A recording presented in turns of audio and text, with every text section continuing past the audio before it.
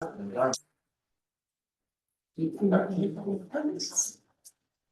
have nobody on. Side Main Street. I'd like to call the meeting to order. And we'll start with the Pledge of Allegiance. Pledge allegiance to the flag of the United States of America and to the republic for which it stands, one nation, under God, indivisible, with liberty and justice for all.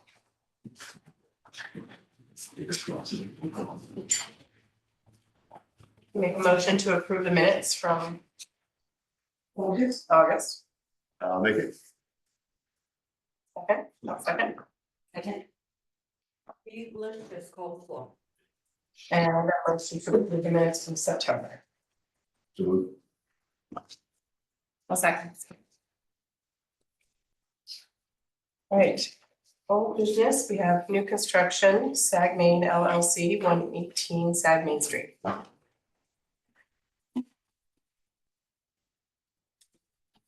Good afternoon, members of the board, Brian and Cassie, the Ahrb Group, the applicant. We were before you last month. A request was made to reduce the front window by 15%. We submitted that. I believe it was a 16.4% reduction. And there are then some subsequent questions I understand as to the color and finish of the house. We submitted some additional renderings and provided some material samples which are before you on the table here.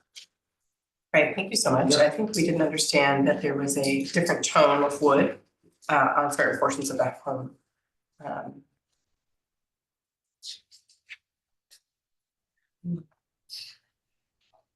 And those are the samples on in front of that they provided. And it looks very different. Yeah, it does. Yeah. The one in the Very brown is very nice. yellow, so. Yeah. Okay, it looks different. I see, that's helpful. It's a different type of wood as well, not just a stain. It's there's a cedar, I think. Both are cedar, one looks more.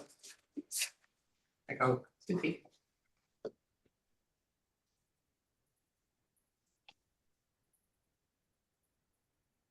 Okay.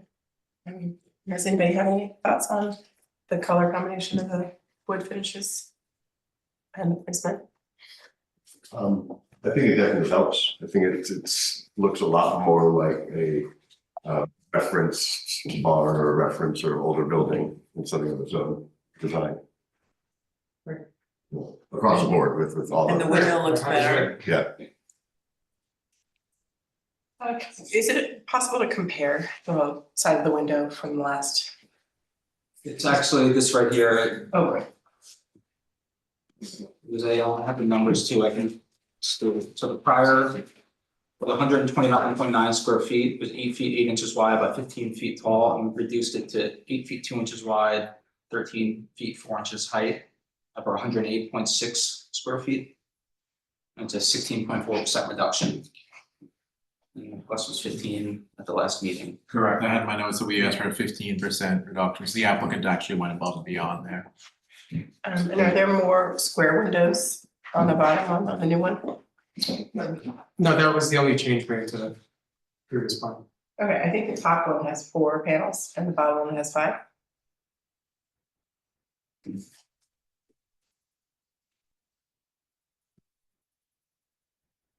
It doesn't, I mean, it's still lovely, I was just asking. Seems to be, yeah, I guess. The sort of the transom at the time is like. Yeah. I suppose it does. I guess that's just the way they fit. Yeah, that's fine. Just notice a difference. Okay, And the stucco chimney, the color of that is. Yeah, we didn't provide a sample stucco, it's just white. Okay. I don't know, maybe some form of white. okay, here it looks like the color of one of the woods. But the chimney does, apologies for that, it's as great as these renderings have become, it's sort of computer renderings at the end of the day.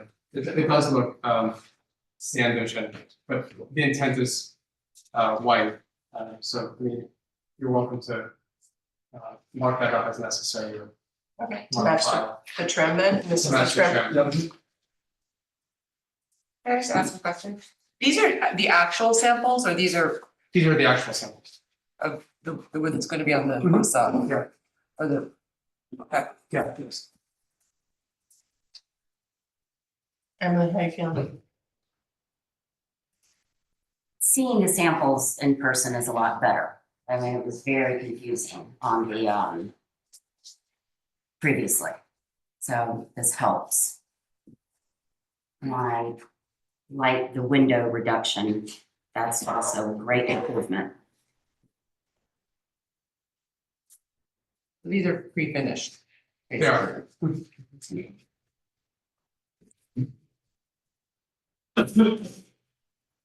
Catherine, do you have any thoughts? I think it looks good. I think it looks really good.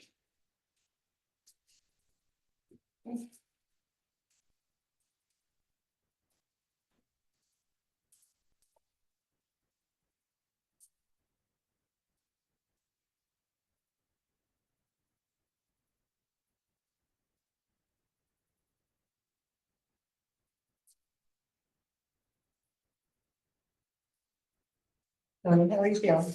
I think it's at the point where you can see the modern versions of references to more traditional architecture more fully. And you can see some reference or acknowledgement to tradition while getting to what they want. So I think it's a big improvement. I think it probably was super fun for you to keep coming back. But I think that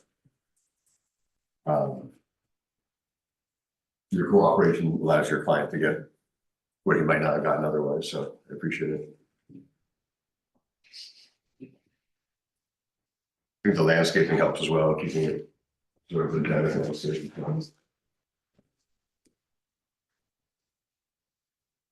Yeah, All right. Well, unless anybody has any objections, I'll make a motion to approve the design with the changes. Thank you. Thank you. Thank you all. Who's seconding? I'll second.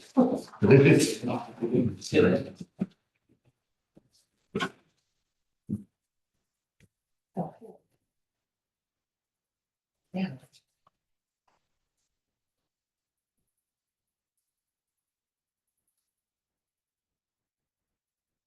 Do we vote on this or is it? We did vote, we have signed paper and then move on.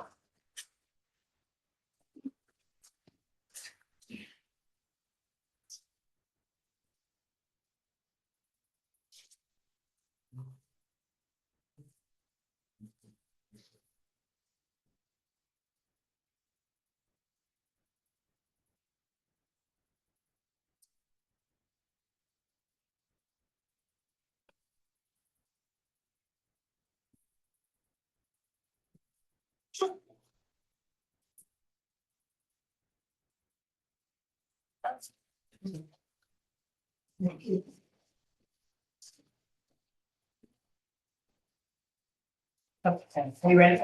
Ready. We are moving on to additions and renovations. 119 Sand Dune Court. Crumbles. Yes, good afternoon, ladies and gentlemen, John, the architect, I'm my associate, Buckles. Last time we were here, we were asked, simply talk about, some of the glazing on the house. And also we would ask for a, an elevation of presentation sheet, it's on sheet A04. It shows the existing house and, on the street side, and what that might look like, compared to. Primarily, the board asked us for two specific things. One was the, had to do with the north side of the house, and specifically that window in the stairwell, the larger window. That window, he asked me if we could reduce that, which we have, we've done so. The original window was 124 square feet. And that one was 104 square feet, so we put 24 square feet in, if the other maybe used to be one singular guy. This is probably best seen on elevation on sheet A11, is probably the best sheet to see this stuff.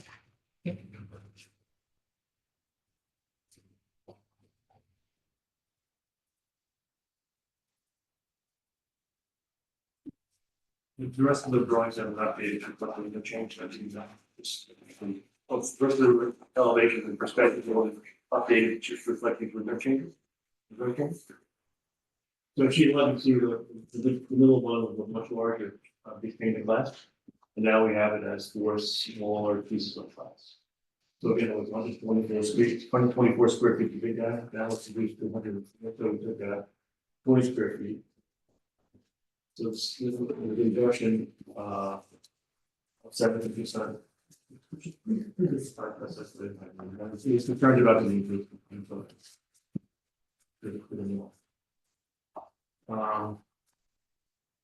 The next, well, the biggest change that we're concerning about the south side of the nation. And that's on sheet, it's well, red sheet. And what we've done was, in our last submission, our raising was 33%. And in today's submission, we're at 25%. And how we achieved that was we basically took all the doors of the house, took 3 feet out. And then we also removed the 3 upper windows in the master study to the right hand side of the house, and down. We also had a big floor ceiling French door for the powder room, but you know, for the back over there, and we made that a solid door. That's how we were able to achieve the 20%, 45% glazing on the house and that stuff. I think that's all of the. You would also ask, these all sheets also reflect if you want to see the comparison of the existing house vis-a-vis where you were in submission 1 versus submission 2, which is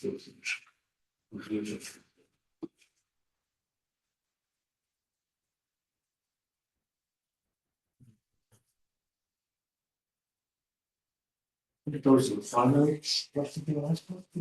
Yes, you can do, this is extremely helpful to students for each other, and we made good progress. Bringing it down in percentages, thank you. To clarify, so the large windows, you're saying turn into 4, and therefore with the space in between, you're saying that that's where you reduce that particular window? Yes. Is the overall height the same? Just curious. I'm just looking at it by eye. Yeah. Like they're placed at the same height. Yes, that's correct. We set the head height, same as the second height. And we get the sill height in first. Look at the way we're looking at the lift and the length. Thank you.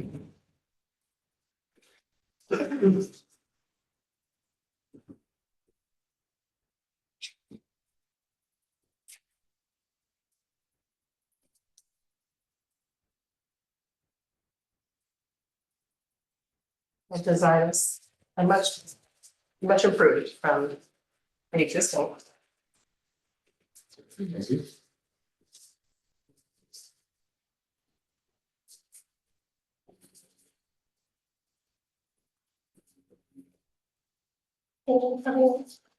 Comment?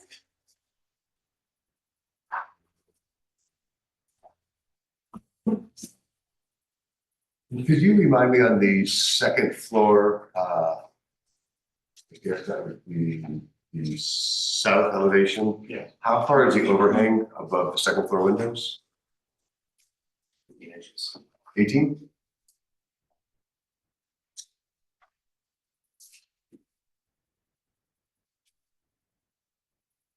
What's the material, the rounded The bottom, columns, the bottom? it's a stucco material. It's Stucco. gonna be a tan color. Mhm. An old house is gonna be natural. Can you go inside there or it's solid? Excuse me? Can you go inside or it's solid? It's gonna be, it's a little bit solid. That's solid. I'm sorry, miss. And there's parking in there, no? Inside here? Oh, inside here, this is where the garage is. Yeah. Gotcha. And then Yeah. in here? This is basically where the pilings are and all of the structures for the house.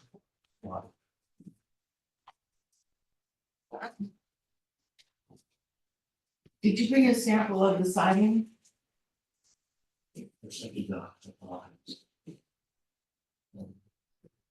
Okay, I'm just wondering to see a sample of the siding next to a sample of the stuff, I mean, the stuff, you know what I mean, it would match, right, but. Do you think it'd be helpful to have that? Sample Definitely. of the siding? Probably, yeah. It would be good, yeah.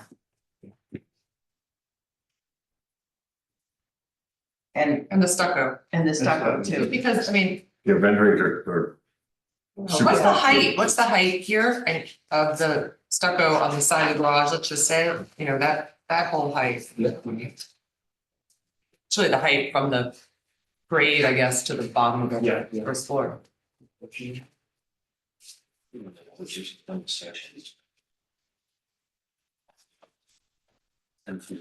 Ten feet. This is like a 10-foot mass, right? Yeah, I think it would be good to see it, because it's, Okay. Is that standard for lifting a house, 10 feet roughly? It is for this. Yeah. It is for this zone, yes. For this zone, it's standard, yeah, it has to be with the, Yeah. yeah, with the water, yeah, standard issue, but. I don't know, I'd just like to see a sample of the siding, and the window trim is white, right, on the outside, No, the window trim is aluminum glazing, Yeah. okay. That's more like the existing. It's like the existing, right, the Yes, nesting, yeah, exactly. it's nice. And like the windows upstairs are stainless, especially their. Yeah, that's nice. Yeah, I think they're pretty good. I think it really, I love these side by side, I think it has the elements of the Nesky house, but yet, you know, up to the more contemporary, more, what am I saying, more livable and good for storms, I mean, it has to be. Yes. Required, yeah. Required, yeah. Thank you very much. So I think it looks good. I like the aluminum windows, different.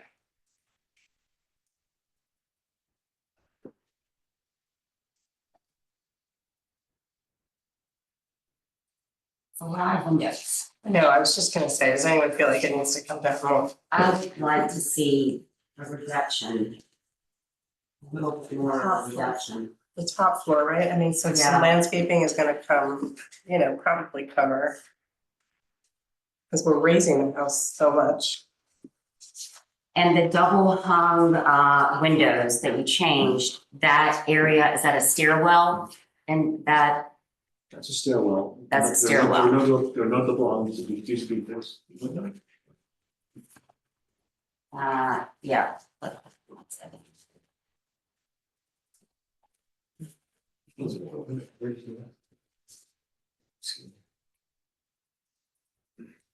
I feel like the second floor windows, which I know you need as many as you can get, but it's still, even with the separation, it still seems a little unbroken. And might read as one large sort of register. I think the 18-inch overhang takes care of a lot of light pollution. We'll put feet out of all those. On the floor, like, it's just-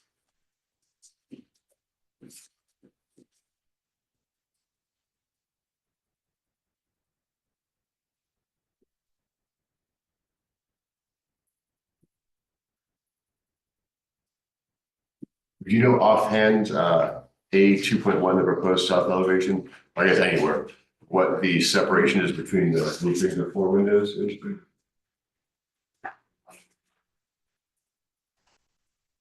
Seems to be a little larger than one.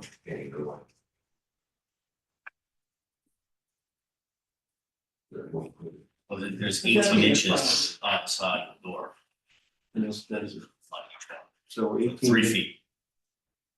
Well, 3D plus the 5.5 inch for on the first floor for the. So 3'6" on the first floor, Single. and same in the second. If you look on the first one, you can see where they're separated, these are bedrooms. Yeah. those 18 inches between there and the little fin wall that comes out, you see on there, which is 5.5. Well, so 3.5 feet between each of these doors.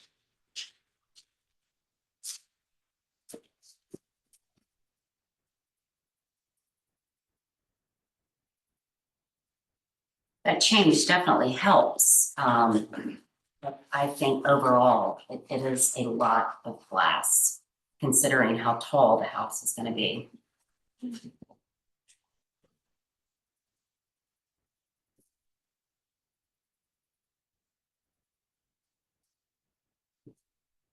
So I don't know if the renderings are showing the tree height correctly, because it looks like it's in a jungle.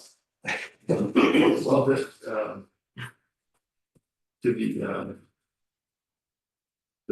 the west side, there's a very high, have Ahrb materials. That's really the renderings were.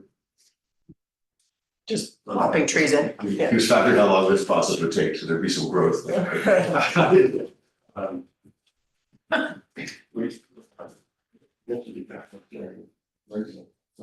like, I mean, in the existing photographs, the trees are a quarter of the height than they are in your renderings. Just Where are your AC condensers?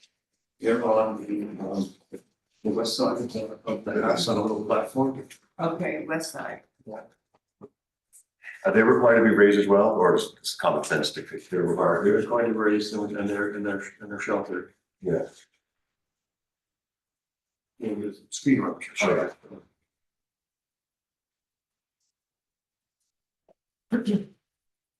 Well. I guess on the south, nothing really changed except for removing this small windows in the study. Yeah, and then on the left hand side of the house, the door. I'm sorry, what? There used to be a door there, there still is, but it used to be a clear glass door, we made that a solid door.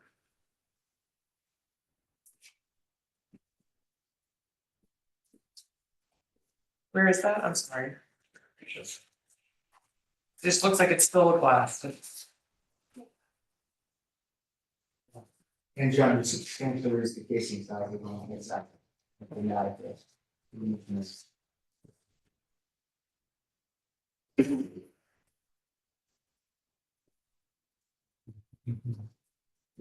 This to this, they're both glass. Yes, you see this glass here? That's gone. Got it. So it's this and this. Yes, Mhm. and then the oldest guy's got to be by 3 feet. What do you need? All these guys. Where now? The old, what, wider you got? Mhm. You get one. This one. Yeah, the little, right, 3 feet, I thought you meant. Casing size of this, not just the moving of Yes, yes, we live in. This and this. This one.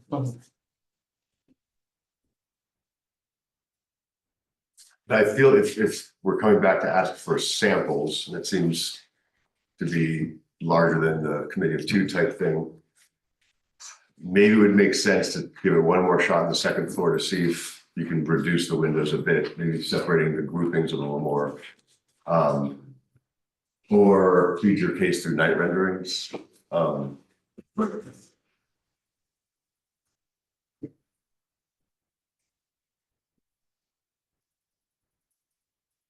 I agree.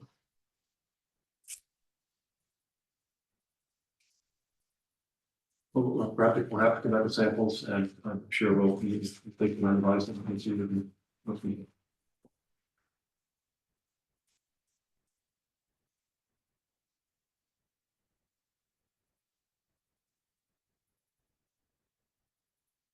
Okay, so we would love to see samples of the wood, sample of the stucco color, trim color.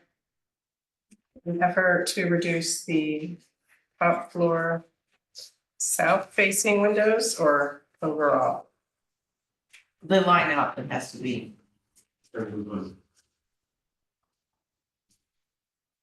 Anything else? Glass. Yeah, to reduce the glazing on the, Noticing a sample. I don't know what it would be, or what kind of glass you're using for the windows. Well, we're using, well, the glass is a guardian glass. We haven't really committed to a window manufacturer yet. We've talked to a number of manufacturers, but that's still in discussion. So it's not reflective or if it's a certain. Well, we'll Right. have, the glass will have a, tinting, it'll be low E glass, right? Yep. That's what I thought, the low E, but not necessarily the color. Colors, it's gonna be a clear glass with a low E, with a low E coating on it, and we will have some level of tinting on it, we're not there yet, but we'll expand upon that in the future. Okay, well, maybe if you have something when you come back, it'd be great to see the glass. We'll have to just sample the glass. Do you don't have, you haven't picked a window manufacturer? We have not. We're narrowing it down, but we haven't. Thank you.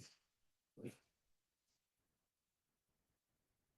think that's it. I think we'll just see you next Well, month. just to recap the benefit of the applicant, so the board wants to see stucco and siding samples. And either night renderings or something color. done with the second floor windows. Do you want to see that? And I think that would be Yeah. helpful. And if you do choose a window manufacturer, yeah, you could bring a little, We certainly can bring you a sample of the glass. Not necessarily. right, you may not have chosen, but that's understandable. We have, pretty sure we have the. Yeah, no, it's okay. Okay. Wait, let's go through it one more time. If you'd like to. Okay. So we'd love to see a sample of the trim, the stucco, and the wood. A night rendering. Reduce the glazing on the second floor. Is there any other glazing that we need to reduce? Sorry.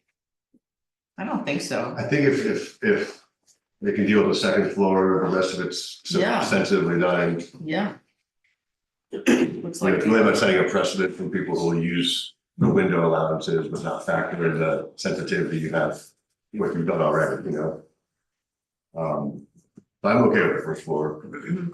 Okay, and then if you have the glass, I didn't see glass. Yeah, I mean, if You're that problem. It's something that's in the type, I know it's not gonna be the exact sample from the exact manufacturer, you don't have to, you know. We can give you the glass sample itself, the frame is what I don't have to. Okay, no, that's fine. I'll try. That's fine, that's great, thank you. Can you just tell me what low E is again? Low energy emissions. Meaning, It stops like fading, it stops the light from going into the It's building, really it stops coming in. fading, it's sort of a, I won't say it's a tinted, but it's inside, it's on the inside of the first pane, of the double pane glass, on the inside of the first level of glass. okay, But because of it, sometimes it doesn't help with the glare. Right. Also, it's an energy that It's an energy. we did used to talk about The tinting, yeah. that's something that we wanna talk about here. Remember when we used this low E? Yes. Yeah. Standard issue, yeah. But we're talking about Yes. Before That's why I wanted to reduction, see the example. yeah. the light emissions, like light coming out. It's not the same thing as the condenser. $1 million shade. Well, there's certainly a shade, for sure. Here on the project. Also, is there lighting outside lighting on the home? I don't see any.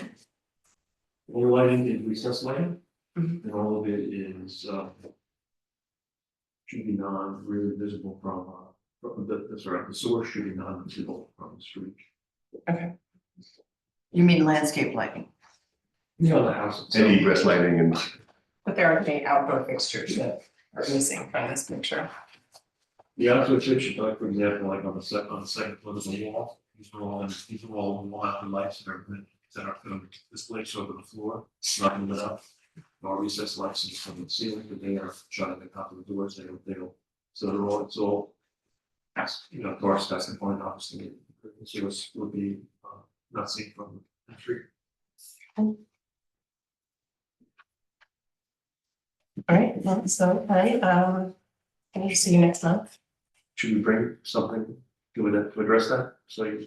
Bring as much as you can, You bring mean out toward the any lighting in terms of lighting? Yeah, I don't think if I'm not, if we're not seeing it on a facade at all and it's all buried because it's clean and modern, then no.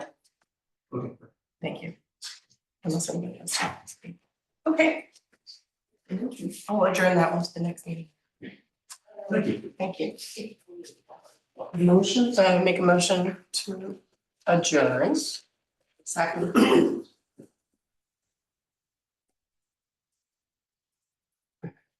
Okay.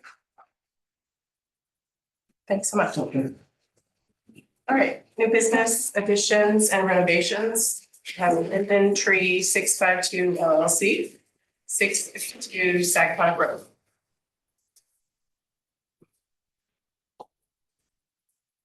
Hi, Danny, Rosie here.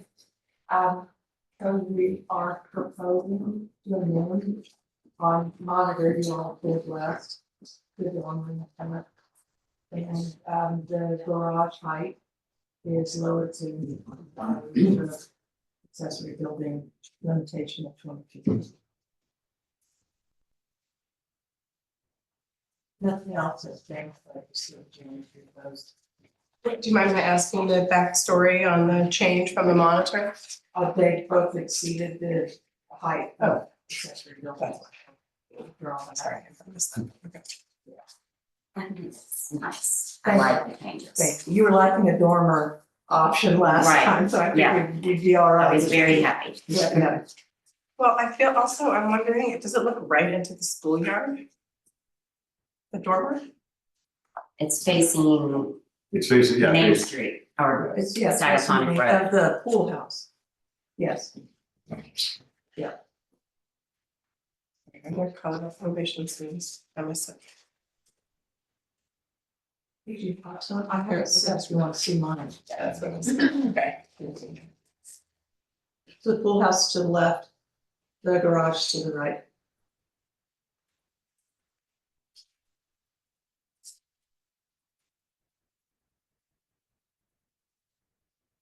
So the dormer looks right over to the side studio. That's what I'm saying. The side schoolyard's far right, the hedge on the right is divides the property. Yes, and the dormer has a view of the schoolyard. That's what I'm saying. Am I wrong? No, That house is looking straight at the street and the school would be all the way to the right on the other side of the hedge. yeah, so it's the accessory building to the right overlooks it. That's what I'm saying. Yeah, The monitor didn't, and the shed dormer will. My fault. No, I'm sorry. That's okay, I'm just confused. Yes, do you have a site plan? Yeah, that's what I'm saying. That's the view that made me think that. Oh, the barn always had the dormer there. It always had the dormer. It always had the dormer. yeah, Tom and I did Yeah. a tour of that. Okay. Yeah. Sorry. School house, yeah. So it always- That hasn't changed. Thank you. That was my point. Okay. And I thought that it wouldn't really affect light because kids would be asleep. No, I don't know. I just felt like it was a little, Yeah, Yeah, Pretty. inside the barn is, that's at the top of the stairs. And there are like clear story windows there, there's storage space, it's not occupiable space on that upper level.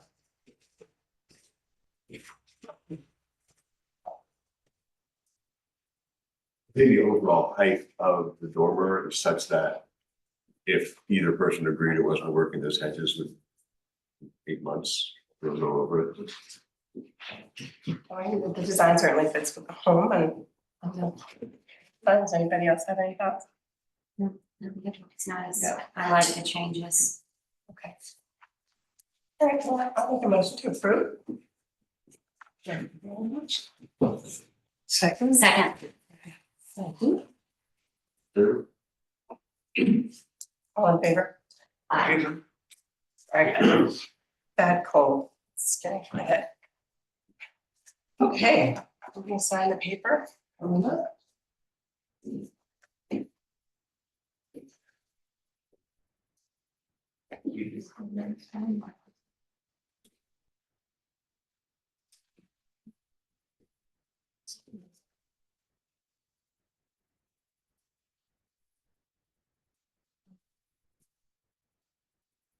Okay.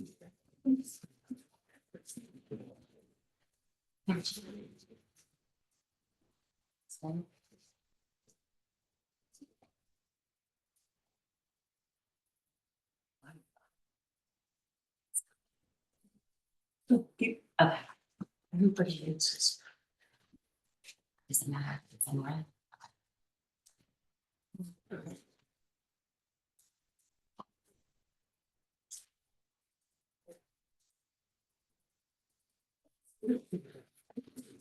Next for additions, renovations, and business is 4L Partners LLC, 780 Daniels Lane.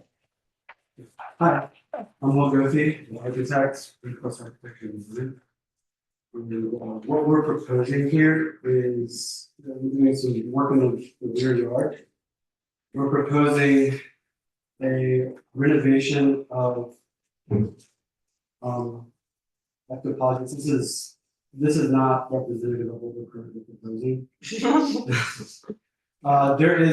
We're keeping the existing pool house, just to clarify, there was a previous application that was not pursued.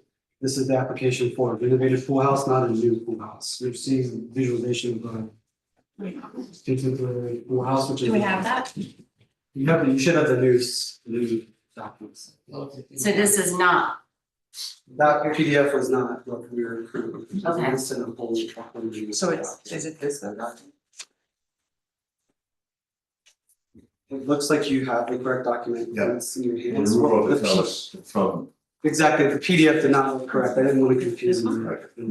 Is this? okay, The prints are correct. I turned those in. So what we are doing is we're renovating the existing house. It's there will be replacing kind, and that was an interior renovation. Exterior windows and doors replaced. But exactly as they currently are, just through improved operation. And then on the outside, there's an expansion of the covered outdoor space, the extension of the roof line, we're allowed 100 square feet as of right, and I'm maxing that out. And then we're removing the trellis that's currently at the pool house, putting it near closer to the main house. And that's the visualization you see where we're hanging one side of it off of the soffit of the existing home, so you're seeing it coming off of the soffit of the existing house. right here. Is that what you're referring to? Where is that? Yeah, it's easier to see from a perspective of, you're seeing a view from the east side. So I'm kind of trying to see upside down, I have the proof here. So it's Give us on a the, page number? Yes. Yeah, exactly, that's the page, now it's not. view 10. Yeah, view 10 is good. Where is it being added? It's being added to the north side of the existing home, so beyond the pool. Do you have a picture of that? Can you just give us a page? Yeah, so there's on page 3, I believe.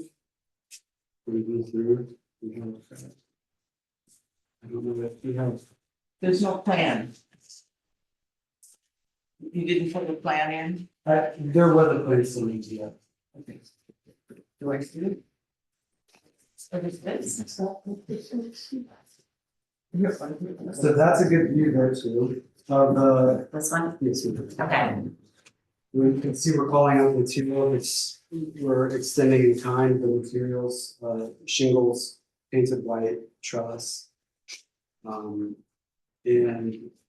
I don't have small sets of plans, the only things we have are the large ones.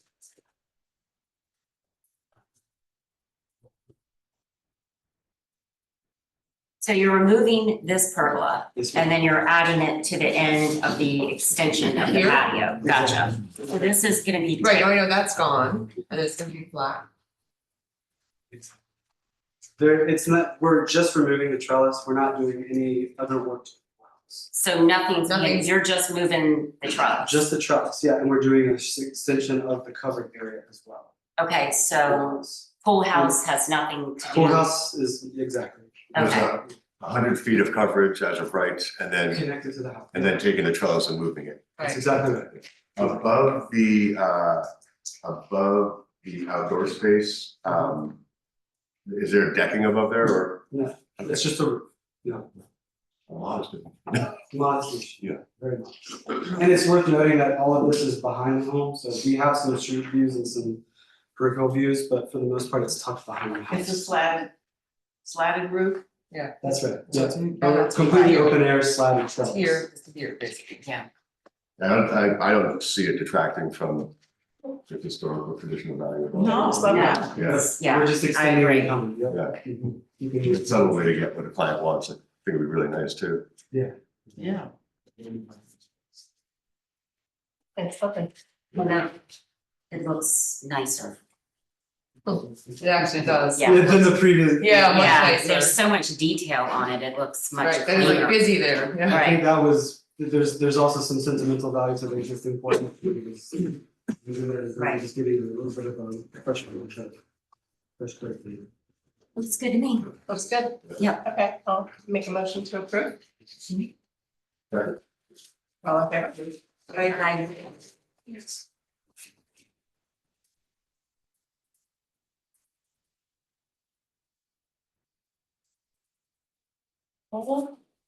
Sorry, first.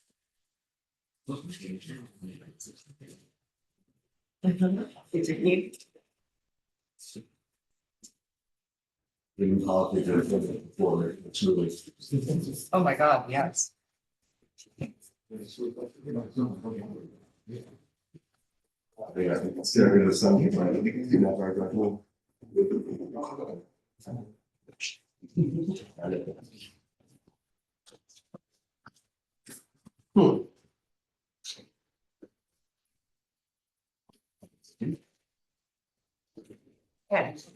Okay.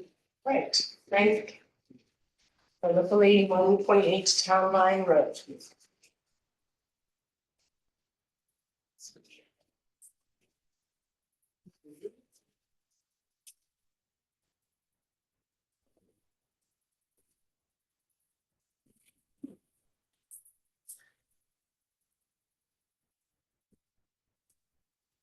Very old school, I like the old boys.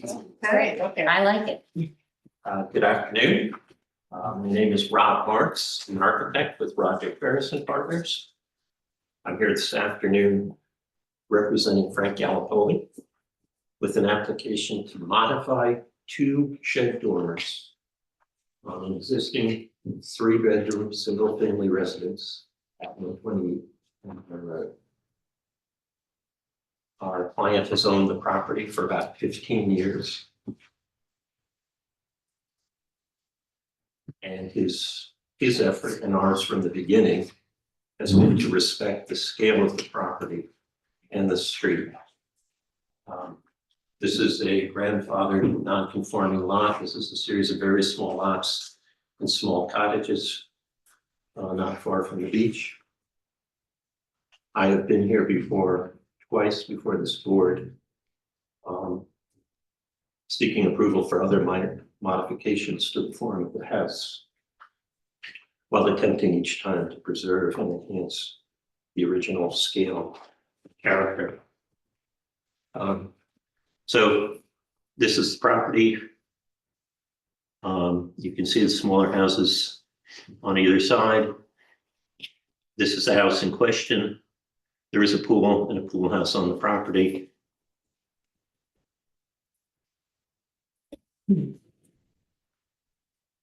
Coming in.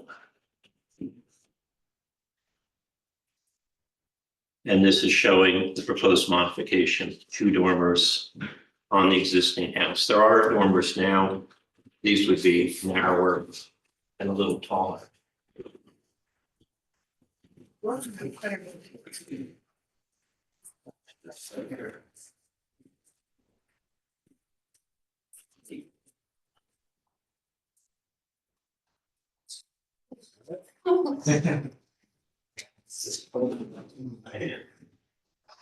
you want to use that back one?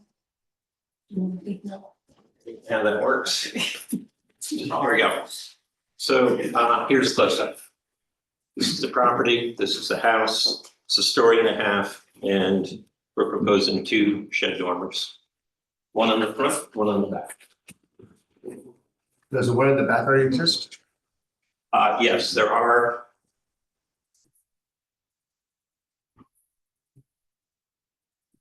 There's on the front and the back.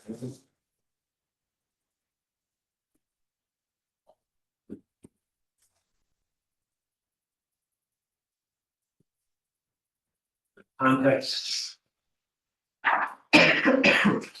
This is the house as it looked 15 years ago. When you bought it. Thank you.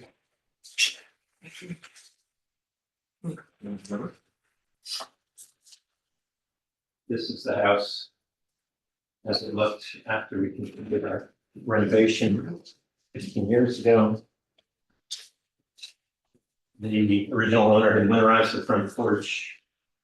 There was a second story under skylights. We reclaimed the front porch, opened it up, changed the dormer pattern, tried to bring it back to what we thought would have been something close to its original appearance. And we added that very thin ribbon dormer at the top. That, at the time, we created 2 bunk rooms. The owners of the children were young, and asked for bunk beds upstairs, built-in bunk beds, which we did. As children are now older, the bunk beds still work. Proposing to reconfigure the dormers. So they're narrower and they project just a little bit farther. So this is the aerial view.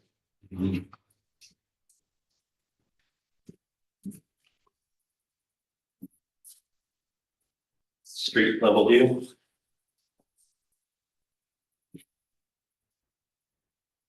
That's the proposed. These are proposed. 3/4 view of the front. So they'll be able to stand up upstairs? Yes.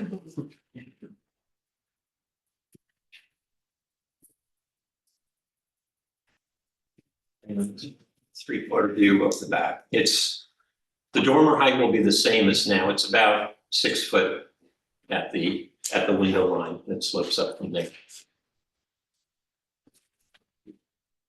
I think it's a nice improvement. I like them better. Yeah, I think it has more charm. Yeah, it's totally in the It's- character of the original house. Right.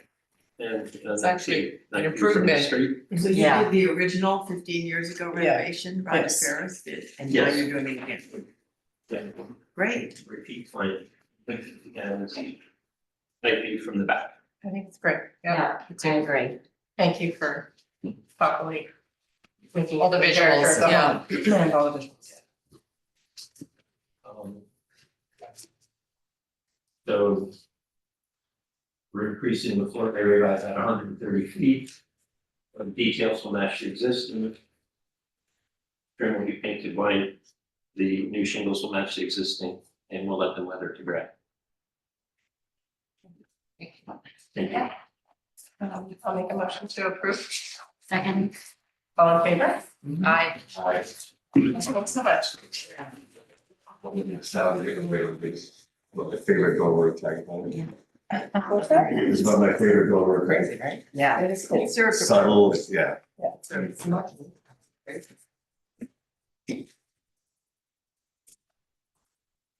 Okay, we are gonna decide something first. Now.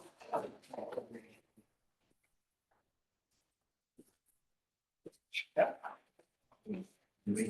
Yeah.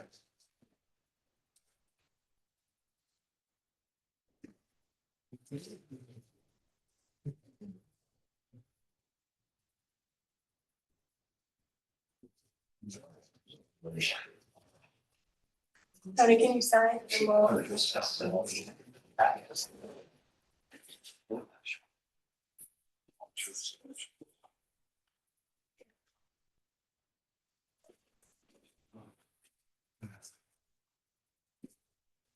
Okay. 138 Archetype LLC, 138 Saginaw Street. I'm Zach, I'm representing the owner at 138 Sac. We are proposing a small renovation or an addition to the rear of the house. towards the west. And we're also gonna be proposing a walk-in basement area for maintenance contractors. And we're also proposing an added storage shed to the existing garage. You'll notice that we worked pretty hard to maintain the existing detailing of the house, the light patterns and proportions all match the existing. We're gonna maintain the cedar roof, the cedar siding, and the color. The glazing proportions have either stayed the same or slightly decreased on the north, the east, and the south elevations. And the only area we're increasing the glazing is to the west, which faces that reserve, the rear yard.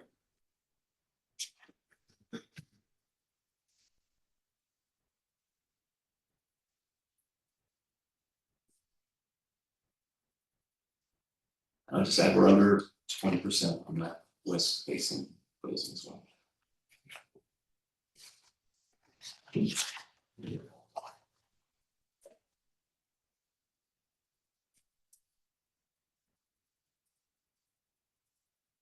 I think the addition is nice, but it's wall to wall windows and it covers the entire length of the addition. Okay. And that would be my only concern. So the upstairs is the primary and then the downstairs is the living room or the kitchen and dining area. We're just trying to connect the exterior rear yard and also make more connections to the interior to the pool patio area. So you notice we also added patio areas. I think that we could maybe take out one window upstairs in that primary, maybe the center window. Right. But the two corner moles work really well with the gable. And I think if we start taking away some of those windows, it's gonna look like a lot more siding, a lot more mass. Right. So maybe we could look at the night rendering as well, because I think it helps.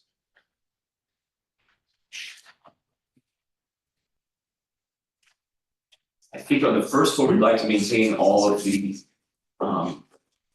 floor to ceiling glass if we could, just with the views of that main space. That's gonna be the area where most of the activity is gonna happen in the house.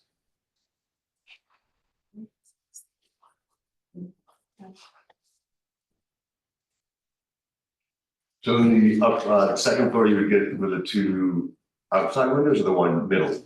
I would think maybe we could remove the center window. Keep the corners. Yes, to keep Yeah. the corners, because I think you get these really nice oblique views from both sides Totally, yeah. upstairs. And I think I'd also mention that probably about 3 feet of the glazing on the first floor is actually hidden from a screening wall that runs around the terrace. So this is actually an elevated view looking at it.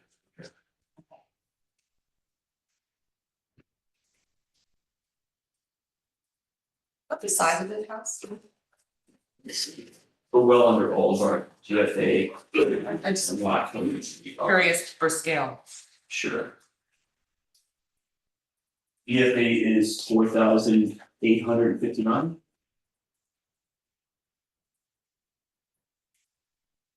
And will this be part of a larger or comprehensive interior renovation as well? There are a good amount of interior renovations happening, because most of the spaces on the first floor are being modified and basically opening up sight lines Yeah. to connect the inside to the outside. And then full updating and everything. Right. I think if, you know, a client can get what they want while being a steward for a property, more of a barrier to doing any huge changes. We thought it was best to put the glazing that way because there really is no house, the house to the south is really far away. The house to the north has a really high landscaping, an existing landscaping there that's been there for a while. Almost like covering the porch, sort of. Right. The addition is nice. It doesn't look like an addition. It looks like it was originally Contiguous. not. That's right. I think it was kind of in keeping the light patterns, matching the Right. existing light patterns, and also on the first floor, you'll see that upper band of light. Yeah. Light patterns that also works with the double hungs of the existing house. It's very natural. Looks Thank you. nice. You have to take are you gonna take the crepe myrtle out or that stays? The crepe myrtle, I believe, is staying. I think we're gonna move that a little bit further south.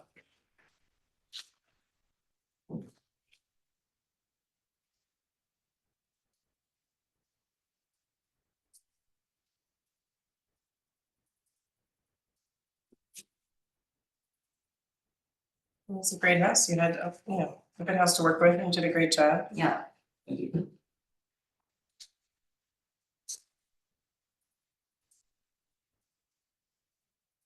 Well, I would also want to double check with the homeowner and make sure if they're okay with losing that center window. They are in the audience right now, so I don't want to like throw you under the bus, but if you want to weigh in. I prefer to keep it, or if we can do It does face the nature preserve, so there's really no one other than us. Yeah. I mean, I think the plan is meant to face out, so I wonder if we're looking at a wall, we could. Yeah, I think, I mean, the glazing is so much lower than, Yeah, like, we're looking, you're improving. I know, 20%, what we're right? normally looking at, right? So, Yeah, I sort of feel like they should be penalized for having us in mind Yeah. with this initial. I'd approve it either way, personally. I mean, it is a wall of windows, but at the same time, it's nominal comparatively to. It's a nice wall of windows. Thank you. And those I mean, towers. look at from that side, there's nothing egregious. No, it's very pretty. Are you comfortable with it though? I am.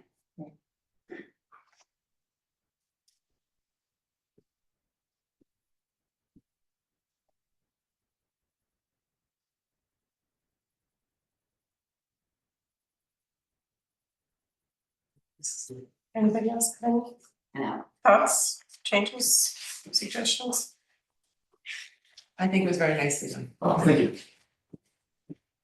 It's already a beautiful house to begin with, so. It is, yeah. Great.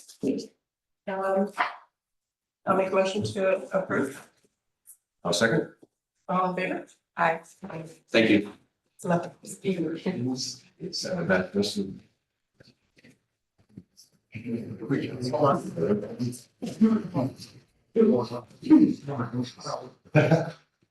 Yeah. Get in there. Emily's has to pay. That's. I mean, I'm okay. Yeah, I am. Yeah.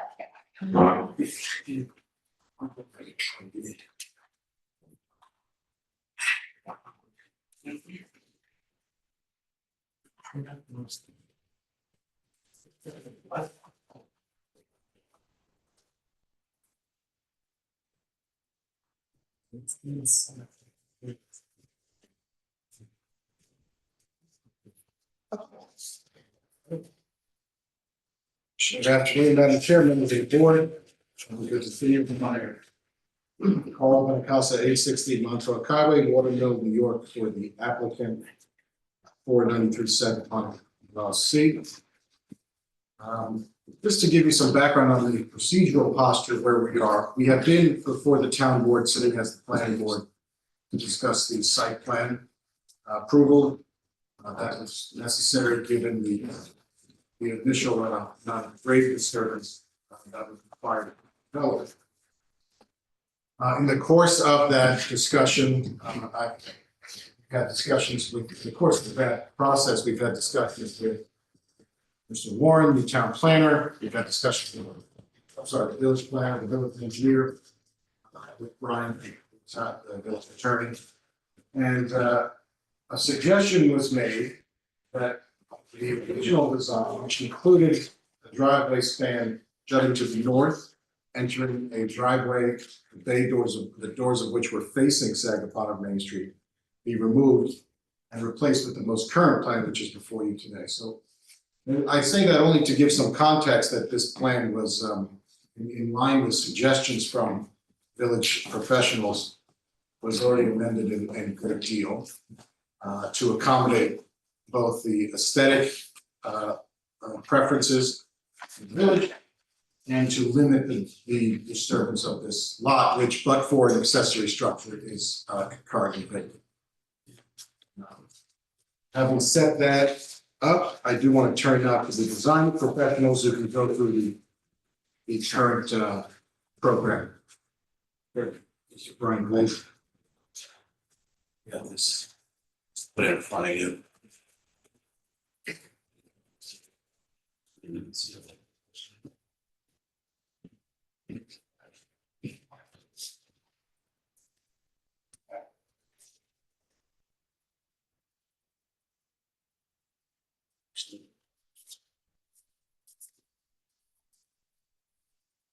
Sure, see.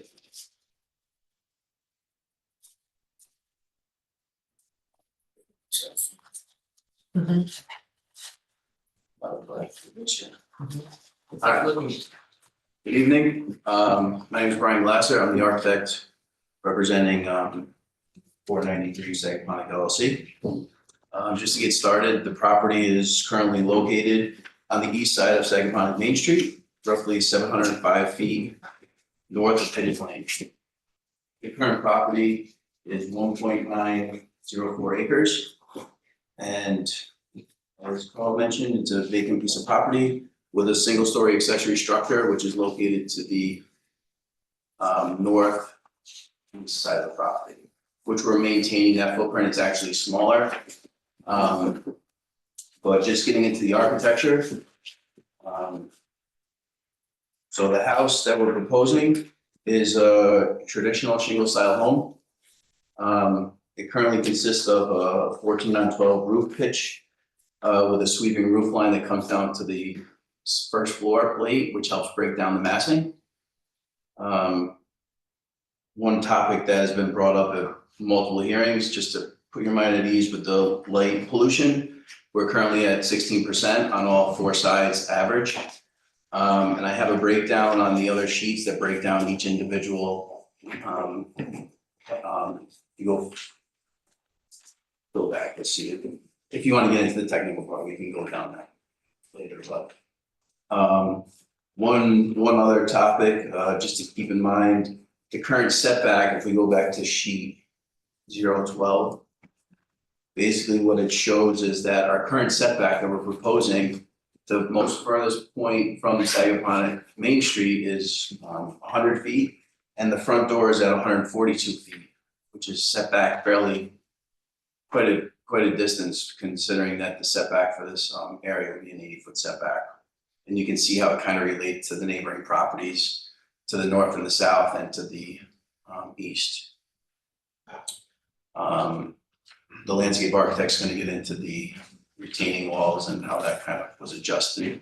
But for myself, when it comes to go back to the front elevation, getting into some of the materials that we're proposing, we're doing a tapered sawn red cedar shingle with a 5.5-inch exposure. Gutters are going to be half round and round with round leaders. The material will be a lead coated copper. Our siding would also be a red cedar with a 5.5-inch exposure. Chimneys, we're going with a field stone, which is a square and rectangular pattern. All flashings will also be lead coated copper. When it comes to windows, we're going with a Marvin product, which is an aluminum clad.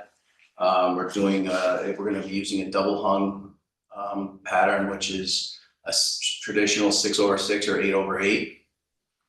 The color that we're choosing to go with is a cadet gray, which will be matched by the trim. Is going to be a PVC product, and that's also going to be a gray color to match the trim of the windows. You can see here actually on the front or on the rear, the columns, we're going with a consistent 12-inch square column with a chamfered corner, which is also going to be painted to match the color of the trim. Patios, we'll get into that with the landscaping, but around the house is going to be a blue stone patio. Railings, if you want to go back one, Pat. Right there, the railing, which is going to end up being a PVC newel post with a solid top rail and painted balusters gray, which would match the columns and trim. Wall sconces are going to be dark sky compliant. Bellevue is, they do gas lanterns, but they also do a conversion where you can have dark sky compliant where it's hidden, the light's hidden inside so it shines down, which would be a light coated copper material as well. That's pretty much the outline of the house. I don't know if you want to, Steve, you want to talk about the one Steve? Under like sheet 12, he's probably going to go up to page 12. Good afternoon, Steve Rhoda with Harris Design, landscape architect.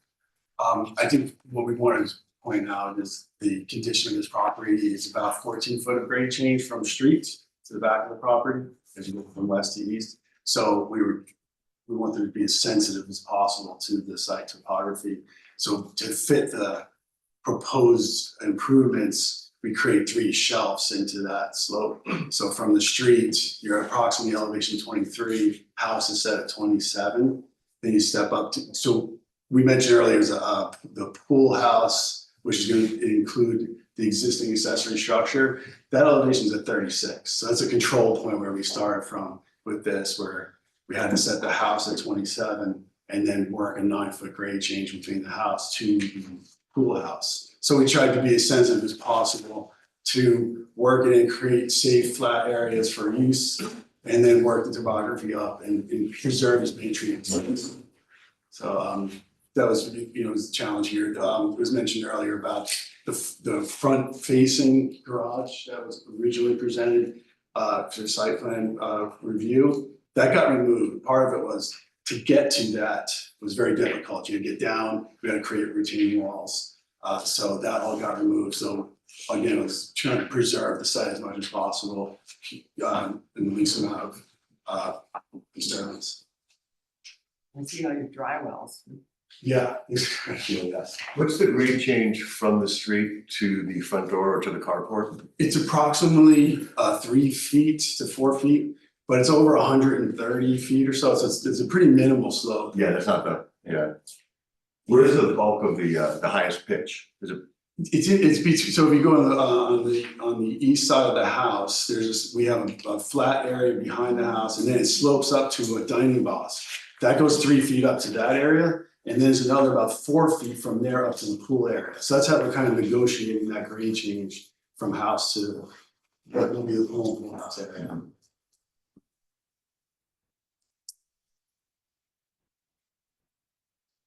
So you're drawing the 27 elevation for the building. Yeah. First floor. And then the max elevation, once you're finished, would be. For the house itself, or? No, for the property. Yeah. I guess What is what did you say? It's 14 feet 14. across, Okay. from east Which is to, a from lot. west to east. It's quite a bit. It's surprising. What is it, 300, 400 feet?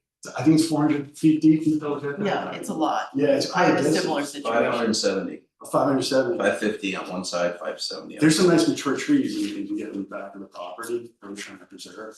So that's important for us too.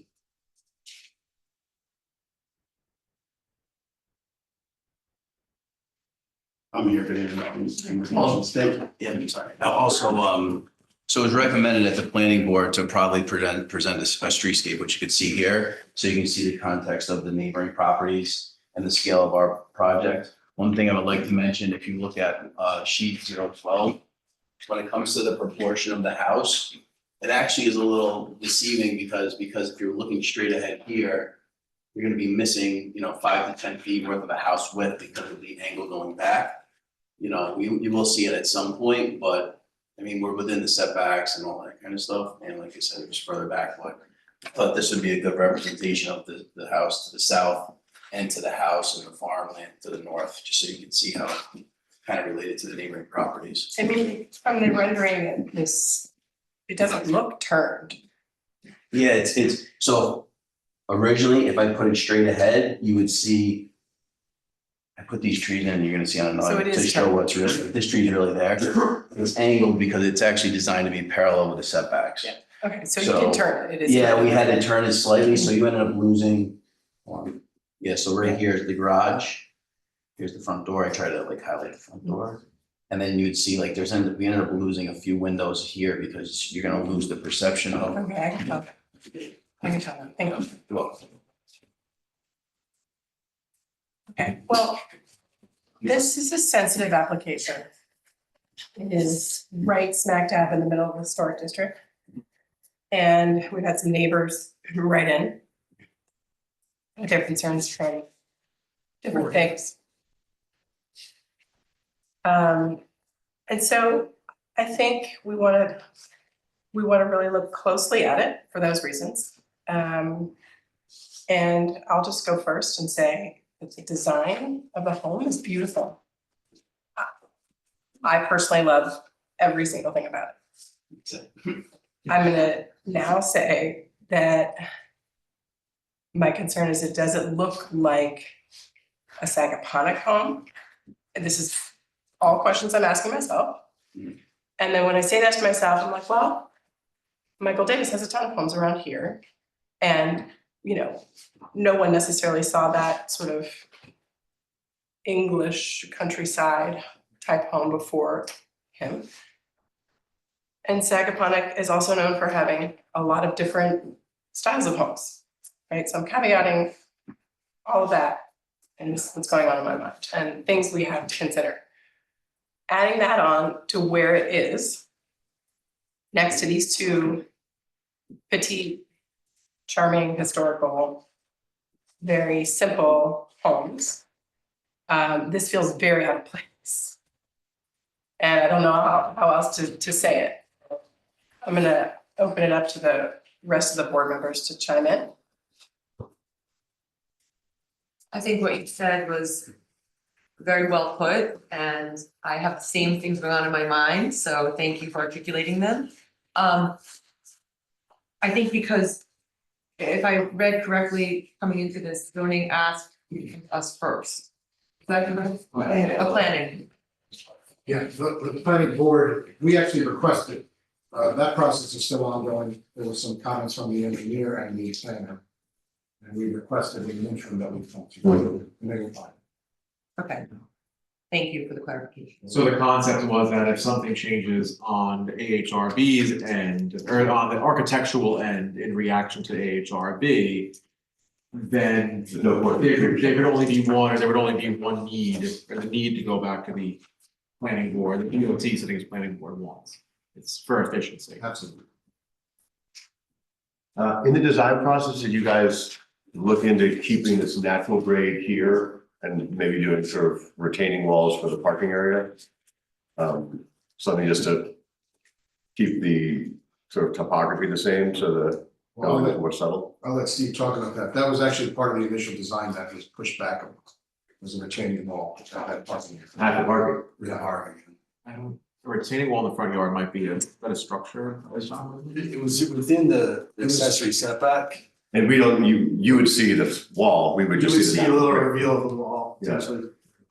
It was cited within the accessory setback. But we did choose to remove it because it wasn't needed. It was only needed when we had to descend down to the front garage. And that was, again, that element was removed at the request of the town plan, at the village planner.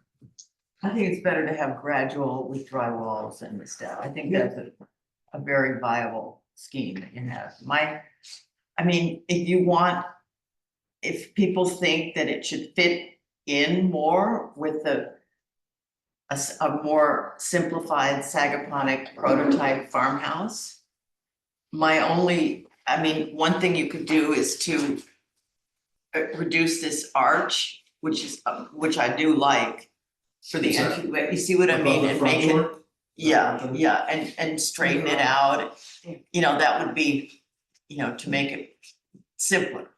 I think in the garage. Type reference, which is, that's one gesture that would. And is there a swoop here? Do I see a swoop? That's what I was gonna ask. I mean, I love legends. I'm an architect. I love it, but what they're saying, I think, is to make it simpler, less. Like shingle style. Yeah, more shingle style. I mean, of course, they have swoops too, but. Oh, less And they shingle have. style. I mean, less shingle style. Yeah, because just to that's make all it, they- I mean, that's a gesture. A simple one. And might I add, I would only even think we would want to request these things on the front facade. I mean, the house is beautiful. I would keep it consistent all the way around, so it looks. I think, yeah, I like it too. I wouldn't change it. I mean, I think they're pretty subtle. The swoops, I've seen houses that sweep from the bridge all the way down, No, it's kind of of course, dramatic. they're all over. This is clean, simple roof lines. There is I a know. slight flare, which, on the right hand side, you can see a large hip roof with a very subtle flare. These are things that I were sensitive to me as well.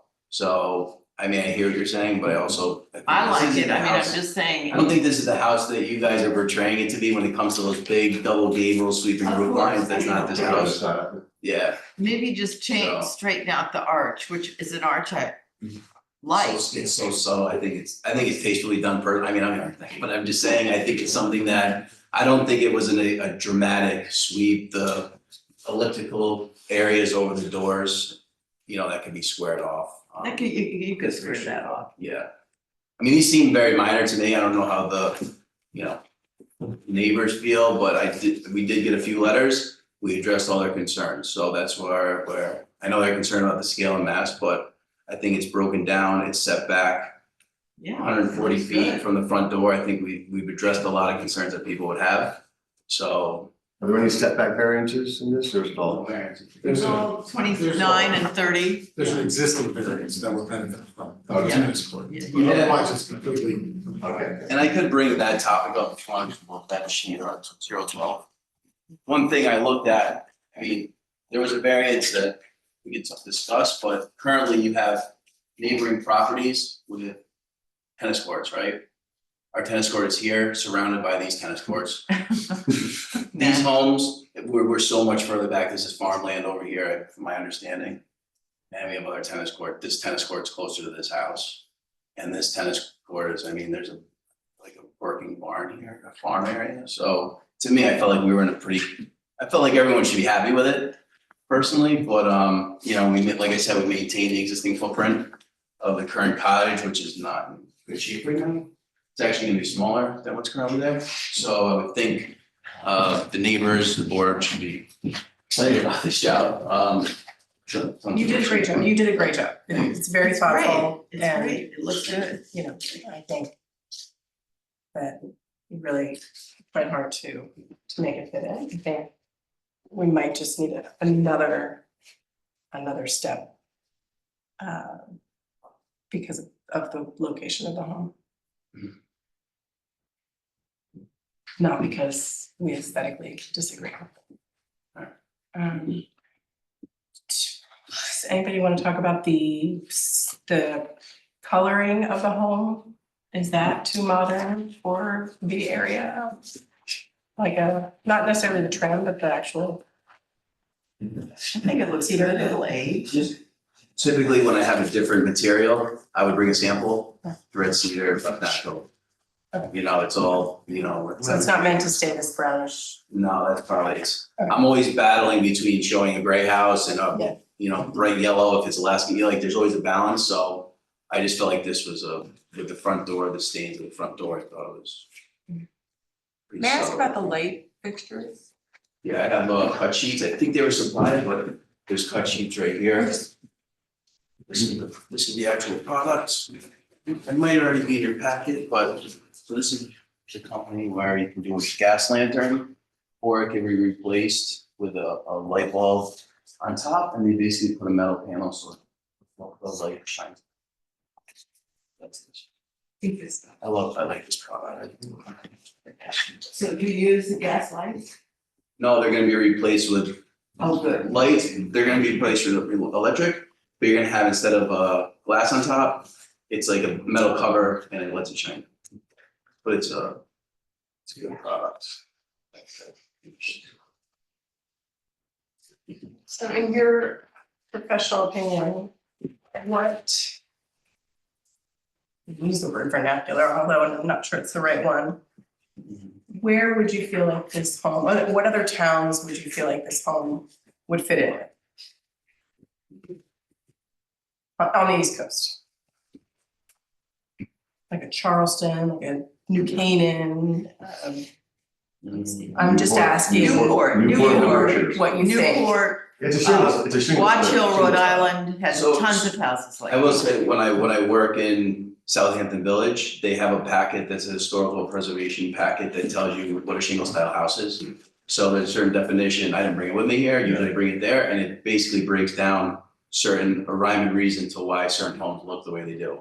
Whether it's a Queen Anne style, shingle style, Georgian, and they tell you certain properties, Would you consider this a single style? shingle style, Which is impressive, there's two on this side of the street on Sac Main Street. Yeah. So. Find it sold. Yeah. Could we go, the next house is more of a farmhouse look with a vernacular of being in a farm area, so I respect that's the decision I made on that house. With this house, I like the character of this, and so does my client. That's where, my client wanted a shingle style, sweeping gable, not the sweeping gables from the ridge all the way down and 20 gables. This has, Yeah. you'll never see this house again. It's a special home for this area, and that's pretty much it. Yeah, Newport, Watch Hill, yeah, they're all, Even the Berkshire. Cambridge. Has a big one, big shingle style. yeah, Cambridge, Mass, I mean, To add to like you mentioned about getting rid of the sweeps, it will increase the volume of the house. I can show you a quick drawing, just. and you don't have to do it. Yeah, It's a big run of dead street too. yeah, I know, that's what my concern was, this makes it a little more subtle. Yeah. That hip roof on the right-hand side, look how subtle that is, facing the neighbor to the south. There's no windows there, I mean, But my point in asking, I'm asking the board really is do we feel like it's a Sagaponic home? It can still be in all those other places we talked about. I mean, there's more ornamentation than you find in a farmhouse, just because you have the time or need.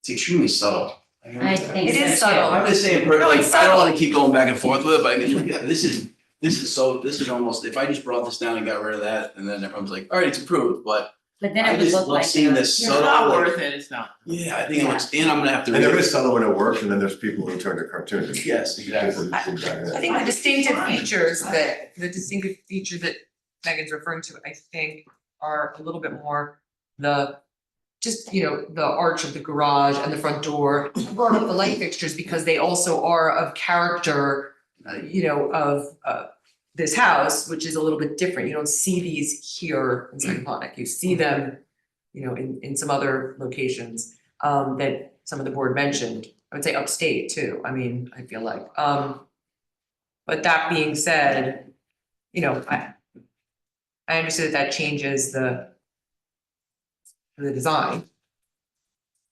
I don't know if I could suggest that we, especially because the grade changes and everything, maybe go and do a visit.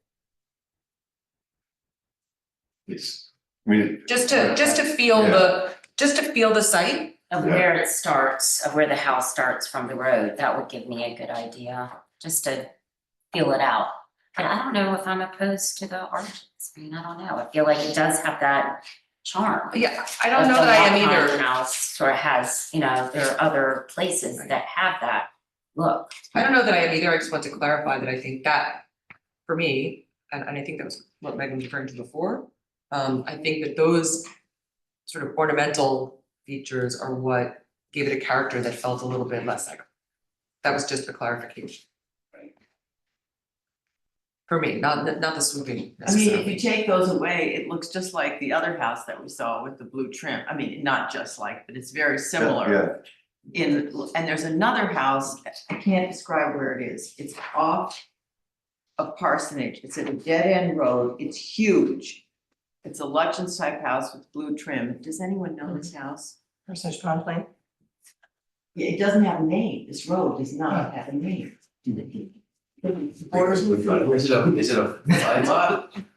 No, it's at the end of a road and there's one house on the right and a field on the left, and you get to this house and it's on the left. It's so crazy. And it's huge. No one knows it but me. I found it walking in the fields during COVID. That's how I discovered it. The back of it. I think it's, Do you know it? no, I think you're talking about a Do you know flag. it? I love that house. Yeah, you would know it, yeah. 337. It's a huge version. What do you mean it's not on the street though? It is on the street. It is a flag lot. Yeah.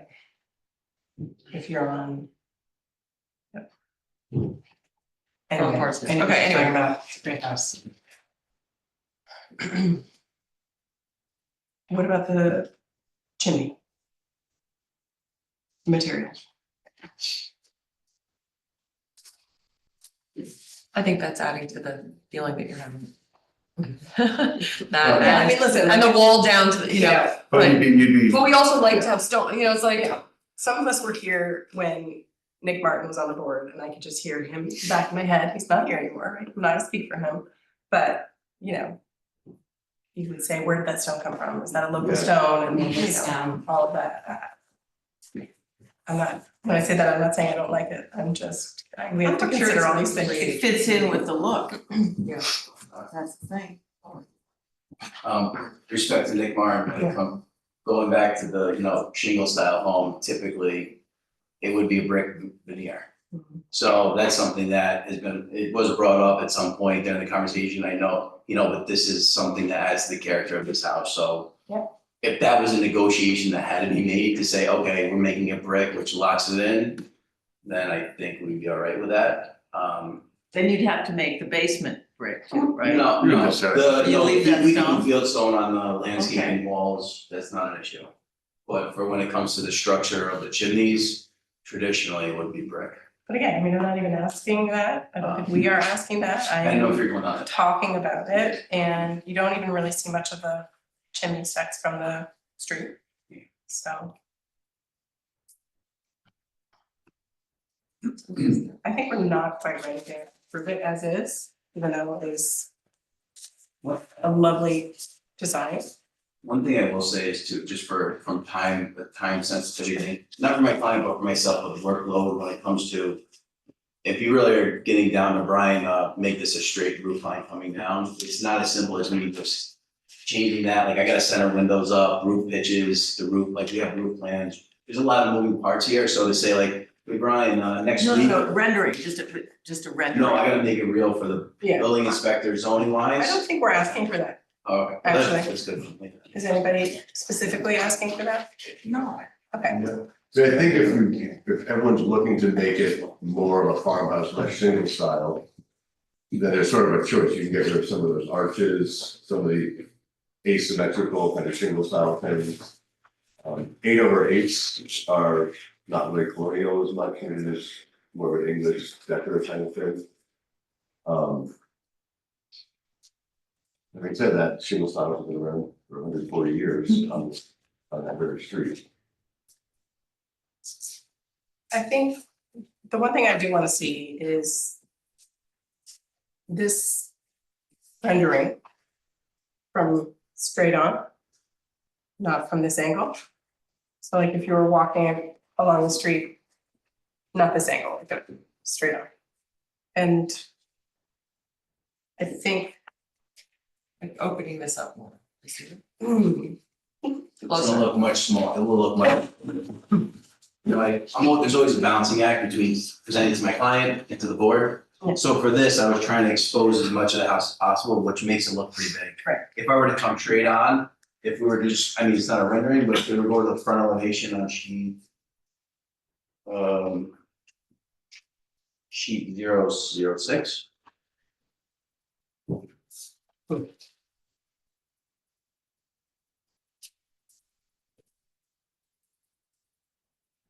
See on the top.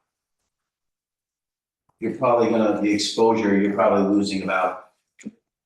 House would feel about 10 or 12 feet narrower, just because you're not gonna see all of this, which I was trying to show the character of it The there. angle. Yeah, as you're pulling up, to see what the house looks like.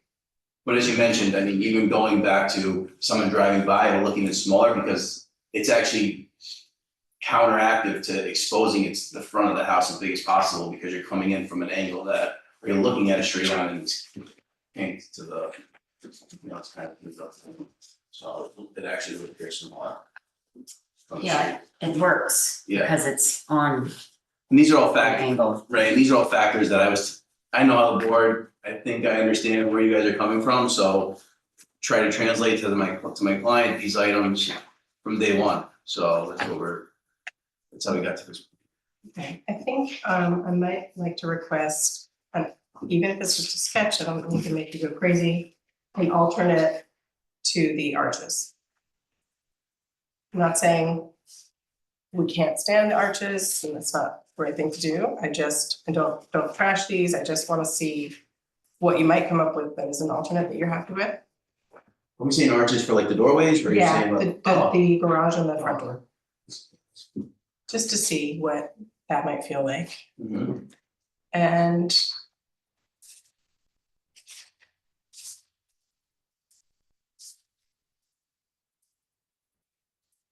is there any way to, if we are gonna go, I don't think necessarily needs to be scheduled, but if you could mark out where the front and just the front door and the front of the garage. Yeah, We could do a stakeout, the two front corners of the garage and maybe the back. that would be corner great. where the actual entrance is. Right.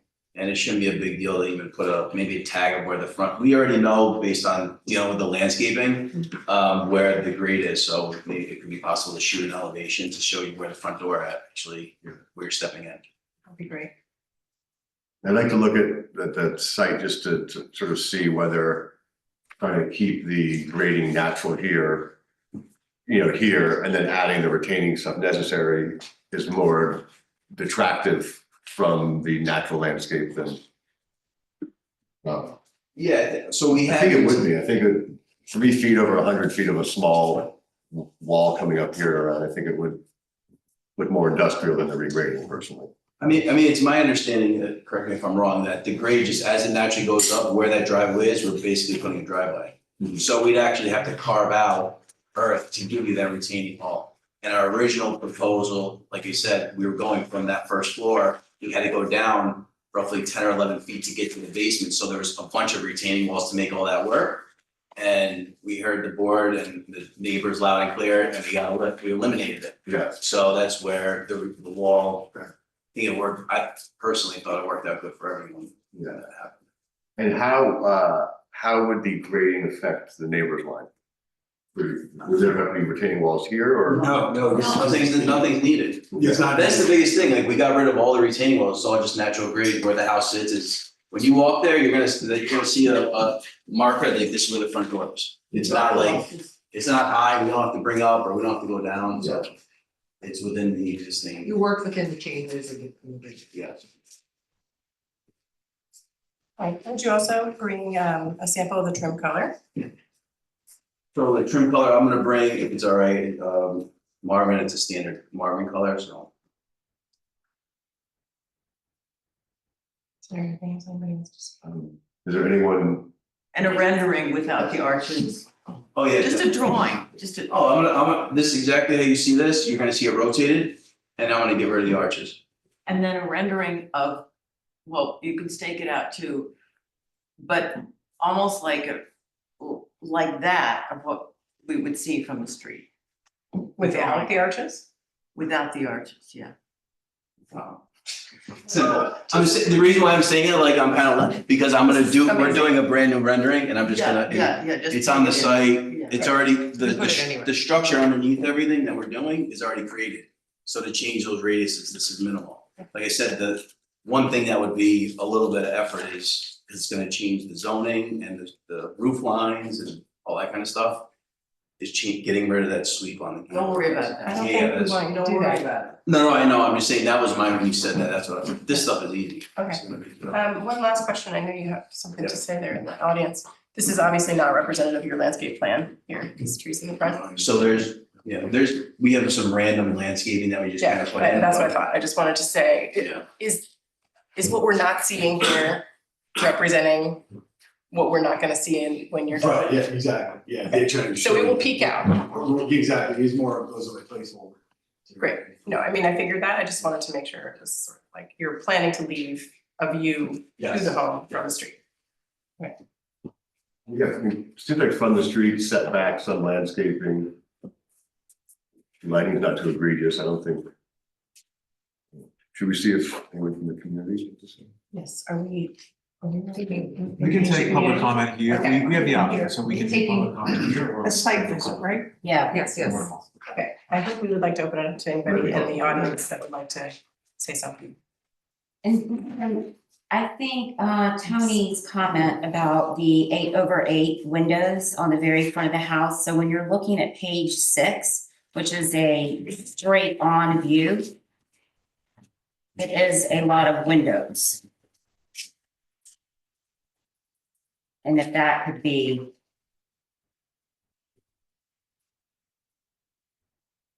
reduced?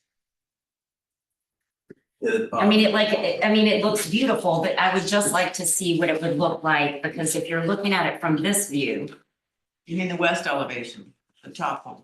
the top one, it is, So the thing for me is just from an architect standpoint is the scale of, if we were to look at the proportion of this right, glass, I wanted to make these are a little bit wider, so I added another one. right. Otherwise, if we kept the same size here, these windows would look, the scale of that one would look bigger, it'd be more glazing than more. one, yeah. So right now, the proportion of all of every single grill and mutton around the entire house is consistent with this. So that was the reason, that's why that one section has 4, not 3. 3, not. Maybe it's in here, maybe I missed it, but would you be able to provide the percentages for us? Yeah. Thank you. Okay. Next, So if we go to sheet, oh, just for the next meeting. You don't want to see, right, first Sure, now. okay, great. Is it in here? Yeah. It's probably this part. Never mind, I'm good, I got it. So currently on all 4 sides, if you were to take the average, we're at 16%. Which to me, pretty good number overall. So if we go to the west elevation, which is the front, we're currently at 16.7 square feet percent. This is in there. What page is that? I just, 9. It's right after the section. And coming from the north, you won't even see it with this, you don't even see the. No. the water. That's one thing, it's a Degree T-shaped, angle.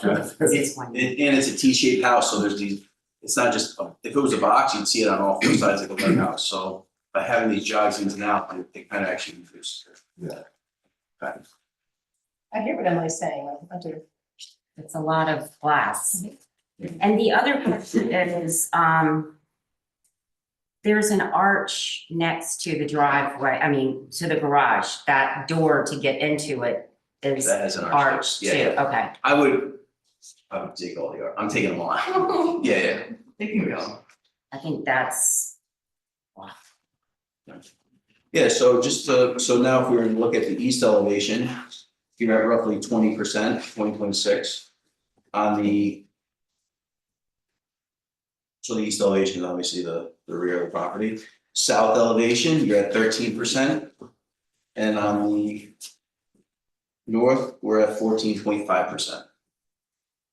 So you can see that, I've done jobs where like 26% on one side, so this is well on the back for every angle of the house. And just to mention, if you look here, this is where these recessed areas, we're actually showing this wall here, but there's a structure here, so all of these windows in here, we're still taking into account that, but that's actually hidden because this structure is in front of it, which is that large roof, that large hip roof on the south side. Oh, Brian, you set a little bit of precedent, this situation that I'm now, I want for all of them. I did a project in 2012 and they requested it, so. It's very helpful. Yeah. Norman Rockwell did that famous one of Oh, the Stockbridge. Colorado. And I was gonna put it on the TV and I was explaining to my guys, like, when you look at the TV, we'd have to combine the TVs. Technically, I didn't want, this to me was a little bit more impressive, seeing it all the way across. I was out there. Some people probably here saw me like going back and forth. They almost got hit. Yeah. Okay, thanks, Brian. Yeah. All right, neighbors. Okay, can you put up, I think it was 018. Could you come up here and Yeah, I just want to do one thing. So I'm Henry Weisberger. I live at 521 Saguenay, so these are my trees. So there's one lot between, and then there's this property. And I've lived there for 13 years, and I grew up in Sag Harbor, so I've spent an inordinate amount of time on Saguenay Street. And I've there's 3 principal objections to this application. Most of my points have been raised by this group, but one is not, which is really my principal objection, which is that this house from the street, and particularly you can see it in this elevation, looks like a car dealership. There's a huge parking lot in front of this house. If you look at the If you look at the site plan, which I think is L 2.0, they draw 4 cars in the parking lot in front, and there's room for at least 6 others, plus the garage. This house thrusts a dealership, as they said, into the street. That's what you will see, and what's amazing is that's what you'll see from inside the house, but we don't really care about that, but it's what you'll see from the street. And I walked the length of Sag Main Street from right here all the way down to the flagpole, and there's, other than the commercial properties, like the nursery, like a little bit Loaves and Fishes, like the post office across the street from my house. There's nothing else like this in Sag Main Street. Even the biggest houses have driveways that go, sometimes they have 1 or 2 spots in front, but most of them have driveways that discreetly go up the side, and the car traffic is in the back. Not here. Again, a car dealership. And I don't think in the very heart of ancient Sagaponack, we should have something that looks so commercial and so unattractive.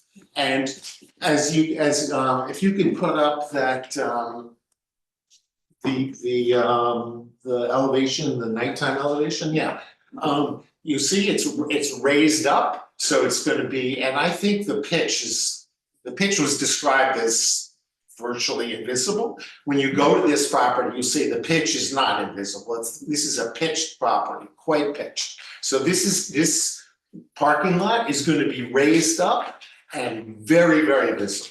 So that's my first objection. And I think that, that if that were to be accepted, it's going to require much more than getting rid of the arches. This is going to require quite a reversal of the design of this house.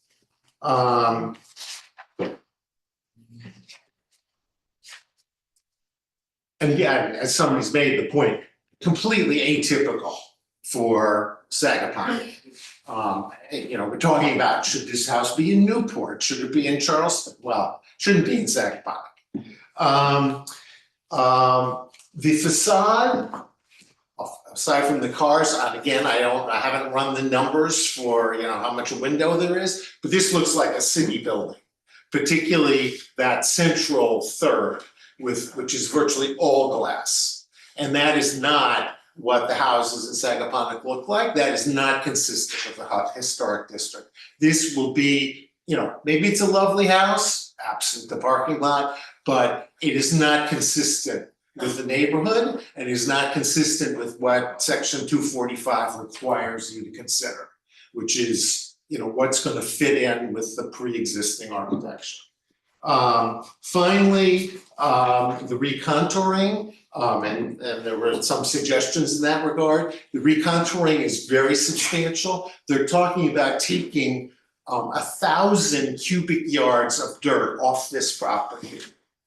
That's a huge pile, and moving a lot of other dirt around. So they are planning on recontouring this property. It is not going to look like the existing slope that runs all the way, from here down to the beach virtually. And, I went in, when I walked this on Friday, you can see, I don't think there's anybody else who's regraded anything like this. I mean, it's a very consistent flow all the way along that street frontage. Finally, I very much want a house there. I mean, I'm not opposing all development. I was there when the last house burned down. I watched it burn down. And this property is actually a nuisance. Every deer in the neighborhood lives on this property. I chase the deer off my property and I see them go north up the street and then jump into this property. So, and the last owner would not allow the town hunter to go on this property. Maybe the current owner would allow that, while we're having this debate, because it's getting to be hunting season and it's a real problem. So I'm in favor of development of this property, but not this project. Okay, thank you very much for your comments. I'd like to address your driveway concern, because we didn't address it mainly because it isn't our purview to discuss it. It has been described to me as anything that is a bird's eye point of view is a different board, and anything that is a human sort of standing point of view that is vertical is our area. Now, I'm sorry, the point was, there was a retaining wall here, is that now gone? It's gone. So I think, in regards to the cars, you know, I struggle with the fact that we can't talk about driveways because the cars are 3D, right? And we do see those, and I don't like those in the front of the house. When we bought our house, Tectonic, that was the first thing we did, was we moved the driveway from the front of the house to the side. Don't even drive, you know, we drive all the way around and come in the back, basically. So. Lawyer, I'm not sure how we do this stuff. Recontouring, not the landscaping, correct? Yes, so recontouring and driveways are both outside of our purview. Megan, you're correct in that, as our name implies, we review the architecture of the village. I guess the only thing that I can offer you is that would be a site plan element, so when this does go back to the Board of Trustees, sitting as the planning board. Well, but there is a hook, because this is right here. You know, the front of this building is a garage. And that garage is here because of this. So if you move this garage to the back, you would solve that problem, and is with the neighborhood. Can I clarify one thing in retaining walls, because I think there's confusion on we had a submission to the planning board. I think we did see letters, which we addressed things we thought for the better, but just to clarify, people think was the public thinking a retaining wall was here to block the cars? Is that what they liked?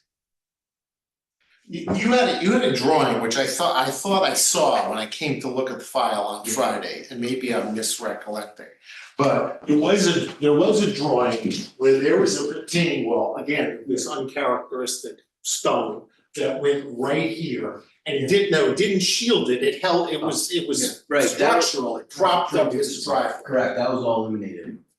Okay. All when you said 1,000 cubic yards, though, that's all old. We eliminated that whole, there used to be, and this board maybe never saw it because we had to go to planning board first. There was a driveway that went down into the lower level. So imagine going down 10 or 12 feet. And all this earth was being removed and we had retaining walls, which I believe this person here was mentioning, correct, as we were talking about? My name's Henry. Henry was mentioning, right? So now that's completely gone. And if you wanted to have, let's just say landscaping or some type of wall here to block the cars or bring a berm up type of thing, naturally, that's something we could address to help your concern seeing the car. I'm John. Does there need to be a variance for driveway for parking in the front? This is not in the required front yard. All of this parking is in a compliant location. Okay. This property, where the code is 80 feet and then 90 for accessory truck, we're 140. Okay. So all these dimensions, we're so far back beyond where any car, whatever. You could put a wall there, though. We could put a wall, we could bring the earth up a little bit. Yeah. I'm just saying his concern about seeing cars. Yes. A little landscaping buffer there would be, I mean, that's the simplest, I'm not a landscape architect, but these are things we could do to address his concern. We put a driveway going, this is an extremely narrow lot, a driveway going all the way back to a backyard would be complicated, and it would also screw up, I mean, it would be detrimental. to this I'm project. familiar with these lots. Yeah, it's extremely narrow. Yes. But I think a wall and I think a berming would eliminate, you know, the visibility of the cars. On that side and also maybe on this side. You know, What's this? maybe on the law, maybe on this side too as well. South side. South side, yeah. Could do something there. Okay, Or you could, the other thing you could do is you could curve the driveway. well, we're not allowed to talk. Okay. And just for everyone's edification, I know we brought it up before, but this will go back in front of the Board of Trustees sitting as the planning board in which, there will be some, or can be some discussion at the driveway. Thank you so much. It's really helpful to hear your comments. I do believe there's another person on Zoom that would like to make some comments. Yeah, can I speak now? Can you guys hear me? Yes. You guys can hear me? Yeah. Hi, I'm Joe Lockheim. I own the house directly to the south of this property with my wife, Hillary Summer, as you guys may know. We've lived there for quite a while. I grew up in Sagaponack. And I agree with a lot of what Henry has said. Like Henry, we too have been waiting for the day that this property got redeveloped, primarily for the deer and other issues. But I have to say it's a little disconcerting that the planning board punted this to your board before making some decision on the appropriateness of the regrading. I don't believe the village of Sagaponack, since it was founding, has ever approved a regrading, fill removal, terraforming application of this scope ever. And the fact that this is in the heart of the historic district makes it even more concerning. So the property you guys are looking at today, you're talking about swoops and arches and lights from a 10,000-foot view. What you're looking at wouldn't even be possible without this massive recontouring of the property. So it's a little, I think the village is asking a lot of you, the planning board, to, they're putting the cart before the horse. That's the first thing I'll point out, is the overall massing and just organization of this lot is made possible by this unbelievable regrading. Secondly, there's total precedent for this sort of generic Michael Davis home that they're building here all over Sagaponack. So yes, this is unfortunately a typical Sagaponack home. The question you should be asking, is this a typical historic district Sag Main Street home? And the answer to that is definitively no. There is nothing about this house, its design, its aesthetic, that looks anything like the homes anywhere near it in the historic district. So you can tweak the light here and get rid of this swoop there, but you're just putting lipstick on a pig.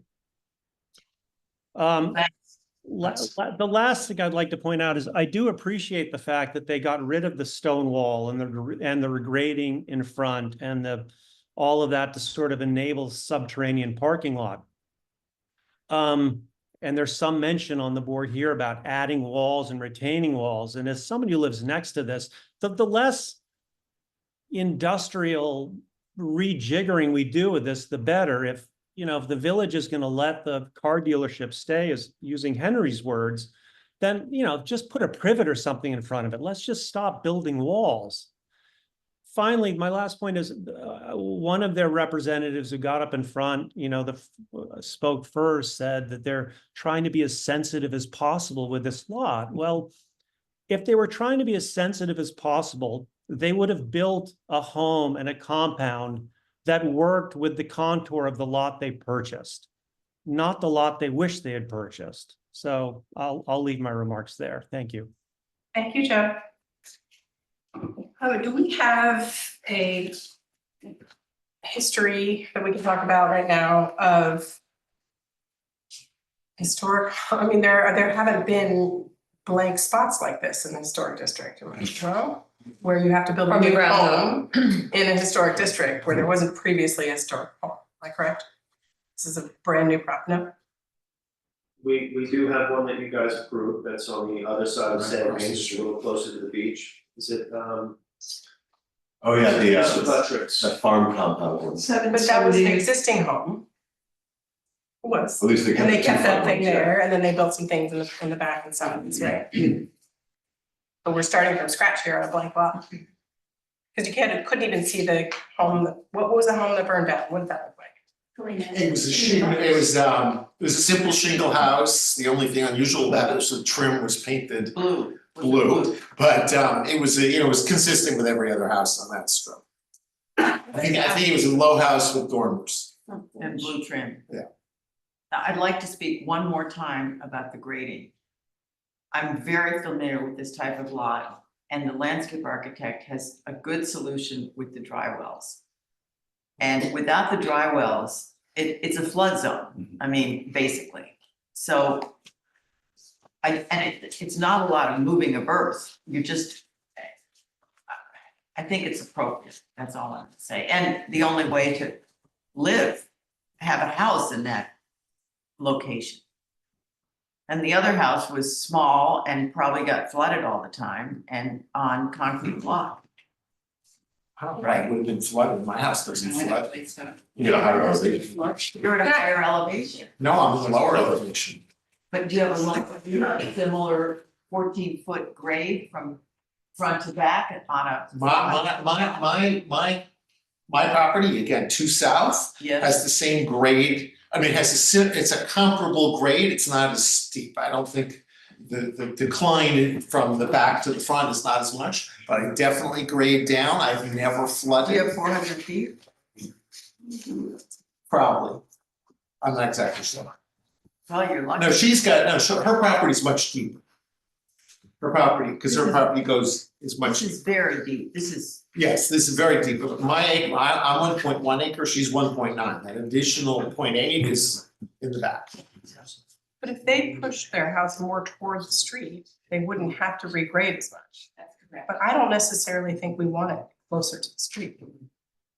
My issue is, and I appreciate the offer of the shrubbery and all that, I still think that lot in the front is a problem.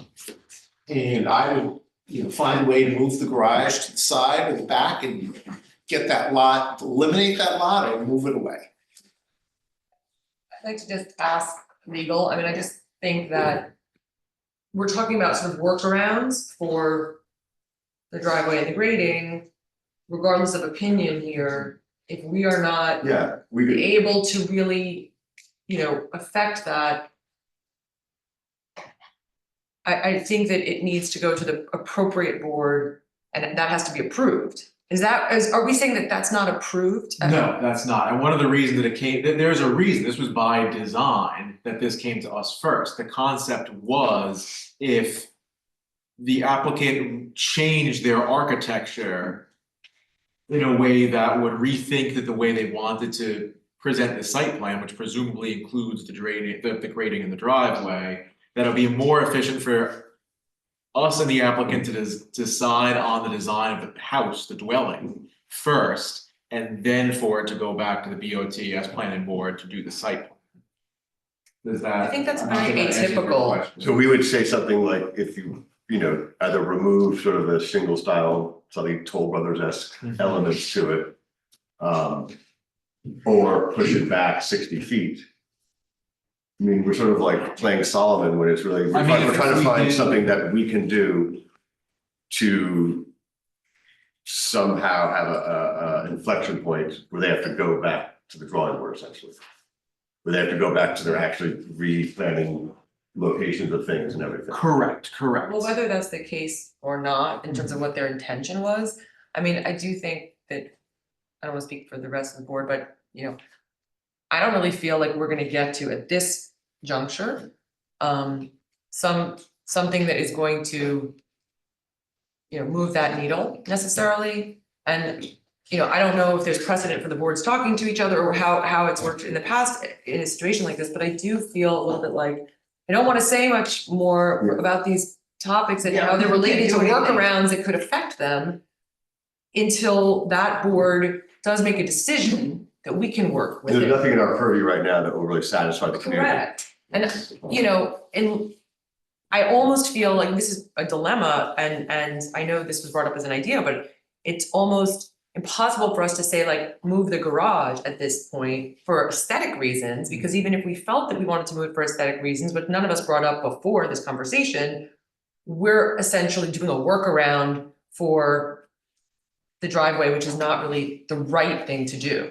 Well, perhaps we need That's how I to, feel. perhaps we just need to refocus and remind ourselves that our purview is just the architecture. The dirt. Correct, that's what I'm saying, I mean, so I'm just wondering, I don't know how the rest of the board feels. And the reason, and I think you bring up a good point, that if, and I'm talking for argument's sake here, if, for example, the garage was reconfigured within the dwelling, then that would necessitate a change to the site plan and where the driveway runs, and that would have to go back to the planning board, so that's why we were the starting point in this project. Yeah, but there's something about, as this meeting has gone and that being a suggestion to make that driveway move, and I understand that completely. I just still think puts us in a difficult position.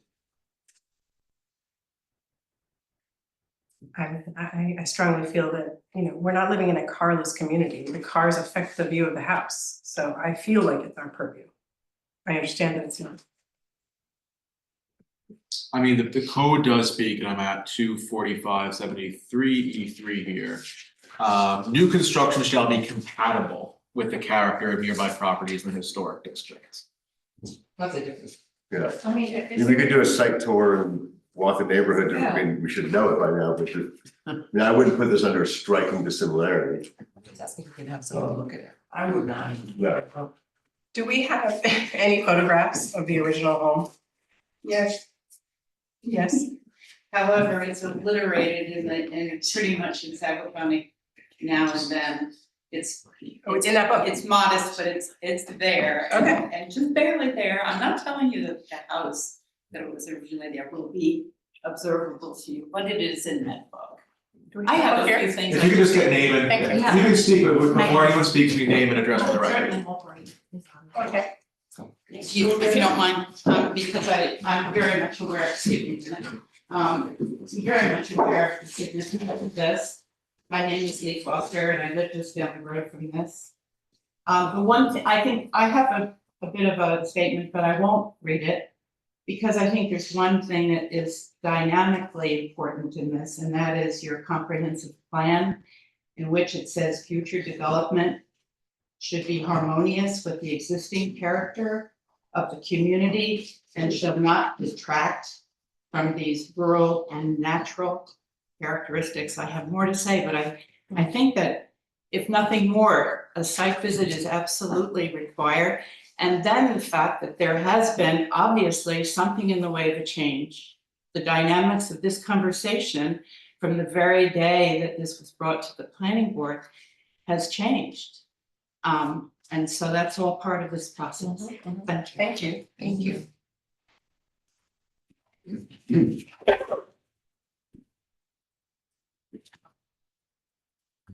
Okay, well, we're looking to see the book where the original home might be a little bit visible. I mean, I remember it, right? Yeah, with the blueprint. No, it's in color.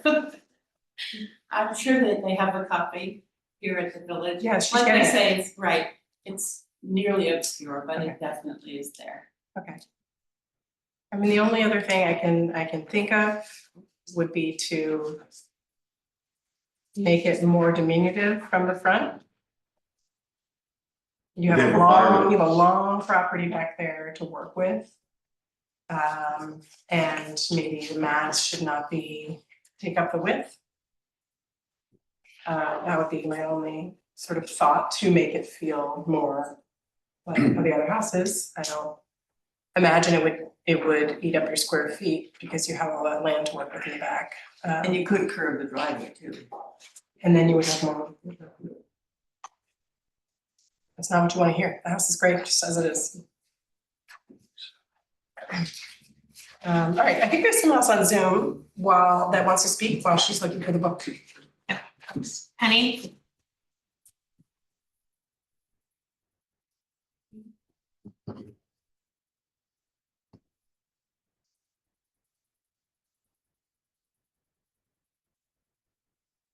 Penny Albright was the original. Yes, can you hear me? Yes, thank you. Okay. Yes, hi. Yes, good morning or good afternoon. This is Penny Albright. I am the trustee of my parents' property north of this proposal. And maybe my comments are not accurate for this board. As I'm listening, maybe it's more for the planning board, but I did see the proposal. A couple of things. It's just too much. It's just again, the property is quite narrow. The architect stated that previously in this meeting. It's extremely narrow. It's too many amenities. It's just over the top. Yes, the perspective of the house is I agree with Joe. You see that in Sagaponic, but not for the historic district. Next door, the house was built in 1692. I mean, I'm just floored. I'm just truly floored. I believe from my understanding, this was built or this is proposed by a corporation. I feel like it's not someone's dream home. It's someone that is dying to live here. I'm going to be blunt. I believe this is a moneymaker. I believe they're putting in every amenity possible that they can think of so that they get the return on their dollar. The tennis court proposal, I understand it's grandfathered in. It's 14 feet from mom's property line, not 150 feet. The pool house that's proposed, I'm going to call it a shack. It's a shed. It's literally an arm span width from mom's property line. I was just there. I just measured it. Everything. It's too close. It's too tight. It's just too much. Anyway, I'm a little emotional about this. I'm sorry. Anyway, but maybe my comments should be for the planning board. But I do agree with Henry and Joe. Anyway, I'm sorry, but yeah, that's where I'm at the moment. Thank you. Sorry. Thank you. It's really helpful to hear your comments. Thank you.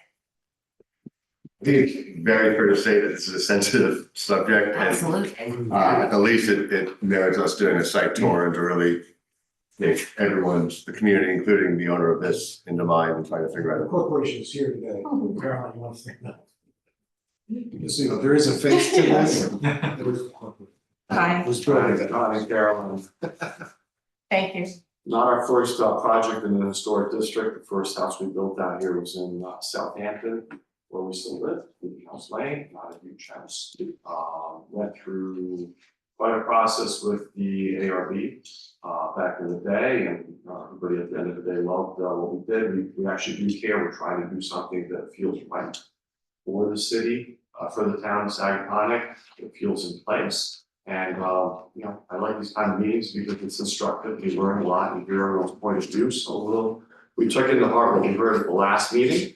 And so, you know, from our point of view, it'd be really helpful to just get a sense of, because there are a lot of really good comments and a lot of good ideas, just, you know, for Brian, who's really been working super hard on this project and, you know, kind of took the lead and has, you know, done things successfully in the town before. You know, which direction is it? What's really important? Where to put the time so that we can build a project that everybody in the town is going to be proud of and happy. Thank you. That's our goal. Thank you so much for being here and thank you for saying that. That means a lot. It helps a lot. So just to recap, our sort of to-do list, you'd like a rendering from the direct front? Yeah. Okay. We're gonna do alternatives to the existing arches over the garage and the front door. We're gonna stake the front door in the garage so you can go see where it is. You want a sample of the trim color. There was a. Oh, actually, we're not gonna do that. And the original home pictures, I think you have. We do. We have it. It was passed around. If anyone would like to see it, we can pass it around. Procedurally, I think we're gonna be on the next planning board meeting. So that'll be before your next. Okay. I don't know what the planning board's instructions to us were, they were gonna stay in abeyance until you.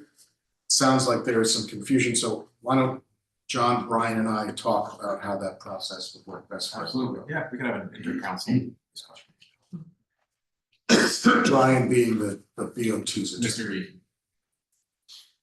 And we can talk about which process works best for you. In the meantime, I guess we'll make those small changes. We do have counterpoints to some of the issues raised by the neighbors. I don't think we need to bring them up today. I think we're gonna revisit some of these design elements and then present them comprehensively. Okay. I think the community did ask, do we have some valid concerns? You know, given the prominence of the space and the regrading, some not egregious, but definitely maximizing the space. Looking into it, getting rid of some of the shingle style ornamentation. Certainly. We keep it, then we're done, and then, you know. Yeah, the grading, I think that's actually more of a board of trustees Absolutely, issue, so yeah. I'd like to not sort of complicate this process with that. Yeah. And hearing what everybody had to say today, you know, I know we're asking you to make the changes from what you're presenting to us, but also keep an open mind on a lot of changes Yeah, I will say that, because of yeah. what everybody has to say. Having worked with the LaFarge for a while Right. now, I can say that, you know, if the last iteration is instructive. There was a comment and a major element was revisited and removed. So they are certainly open to sort of working in tandem to design a project that works for them. So I'm not concerned about our willingness to find something that everyone can agree on. Okay, is Penny Albright still on Zoom? She is. Penny, do you have any plans of the original home that burned down or clearer photographs of the original home? I will have to look. Like I can't put my finger on it right this minute, but I will look for sure. Thank you. You bet.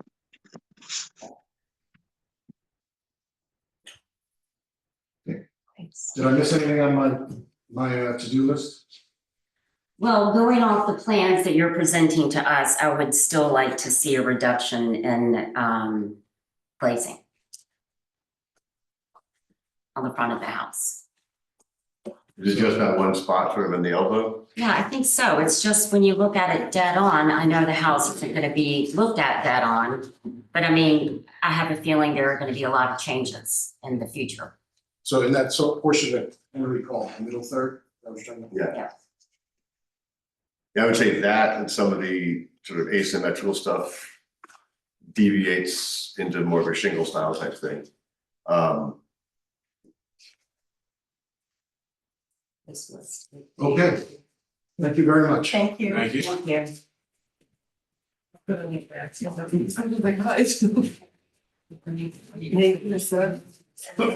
Oh, I'll make a motion to adjourn. Second. Back. I'll have one more. All in favor? Aye. May not be White House here. Yes. I may have some. Which I will. Yeah.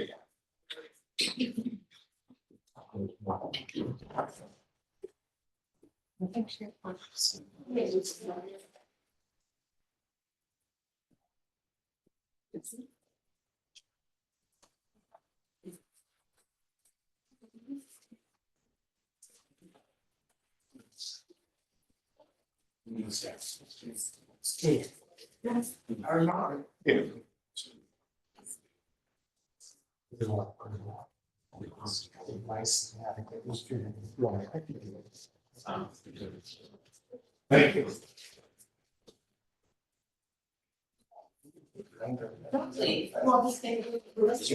Yes. And we are also.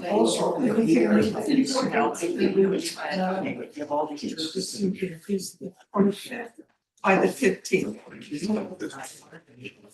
Actually, by the 8th. I'm sorry, by the 8th. Yes, thank you.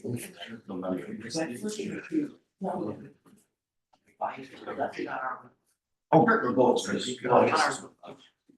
So I would have pulled that.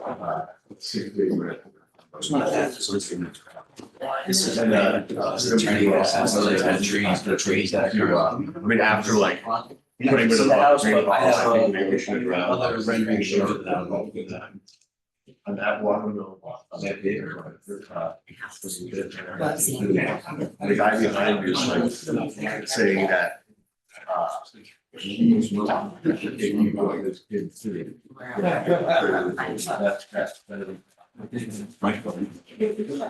think the baby guy looked behind. But he was outdoor. Everyone behind me was bursting out laughing and I'm like, he's like, how close should I get? He's trying to convince me. I found some place in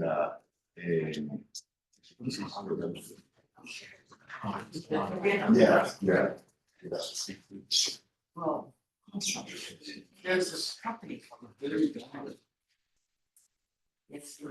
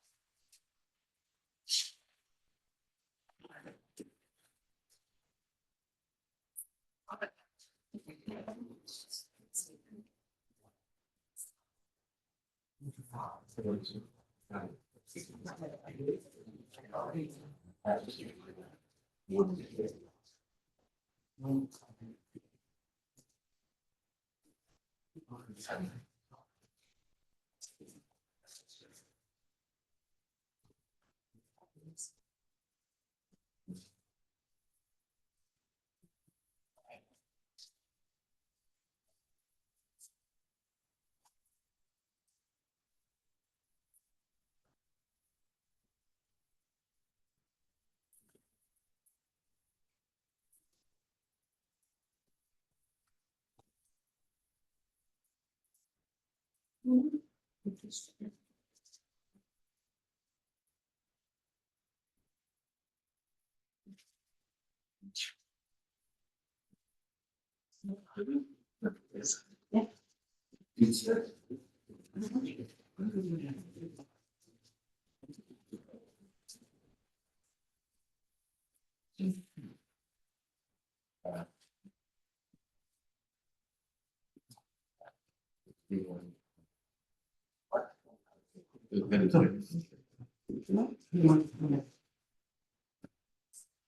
get to visit. You guys know. This is, yeah, I don't know, this is not. This isn't cool. Maybe I should. It's okay, I just, hey, Leather canneries. oh, I don't know why it's too, wait. Yeah.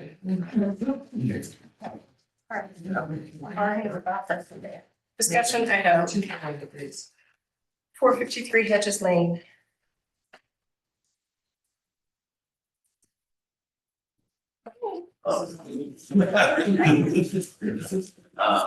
Wade is also on, Wayne, I don't know. It's keeping there. Alright, so project up for discussion, it's another project that's not straightforward, so we're coming to the board for their guidance and, you know, views on kind of how we should go about this, the layout of this project. At the last meeting, the board members made a few recommendations and mentioned their concerns about what we were proposing.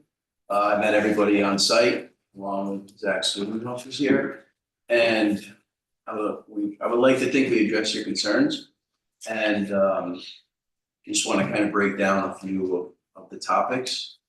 One of the items that was brought up, which I think was more critical, was to really try to separate the difference between the Greek Revival home and the new addition, which everyone, I don't know if other people in the audience know, there's a tunnel connecting the two structures to help with variance, you know, reducing the amount of variances needed.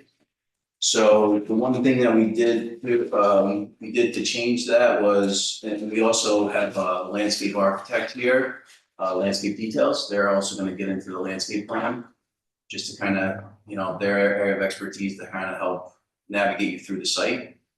But just when it comes to factual stuff, we pretty much moved this new house back 10 feet, which it was originally at 37, and we increased it to 47, which is a 21% increase. Some of the other items that I just wanted to note that, you know, currently our setback from the street to the front of the house is 120 feet back. Once again, the code is 80 feet, so we're 42 feet beyond what the code would state for building the house here. And this all goes into trying to create more separation between traditional Greek Revival and the new structure. One of the other topics that was brought up, which I thought was something I could appreciate, because when I was looking in the historic documentation, it actually showed that barn on the cover sheet. And when we originally proposed to rotate the structure and manipulate it, it was brought to my attention that we should try to maintain the structure exactly for what it is when it comes to materials and the shape and proportion of the original barn. So we're actually maintaining it. We're sliding it to the current location, which is to the northeast of the property, which still protects or blocks us from, you know, the street seeing a tennis court.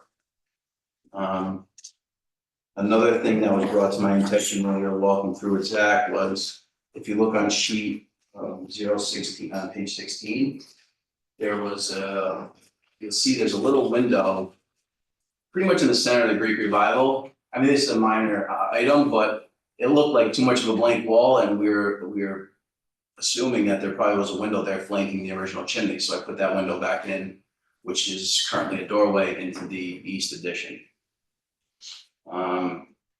The other item I just want to bring to your attention, which we got positive feedback about the architecture of this house. Once again, I have a breakdown of all the lighting calculations, but we're at 6% on all four sides, which think that's, or that's actually the barn, I'm sorry, the actual home is at 14.5%. So that's another item that I think kind of conforms to what the direction we should be going with this project. I think it's probably a good time to bring the landscape architect to kind of present their layout, and that's on sheet 15. I also provided an additional rendering. It was brought to my attention by the attorney. He said, Brian, can you see the rendering, which is page 17? We added page 17A to tie in trees in front, which is going to block the house, but you can see the comparison with the trees there and with the trees removed. Okay. Good afternoon, everybody. My name is Michael Depp, landscape architect with Landscape Details in East Hampton. And, beautiful site. I worked for, on this 25 years ago. I planted all the trees for Pedro Delavan and his wife along that softened Erica's lane, since he had owned that farmland at the time as well. And he took me through the barns and we walked the property and we talked about trees.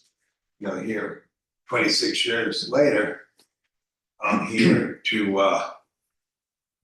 work on this property again. It's a special property, really amazing, surrounded by farm fields. My job as landscape architect is to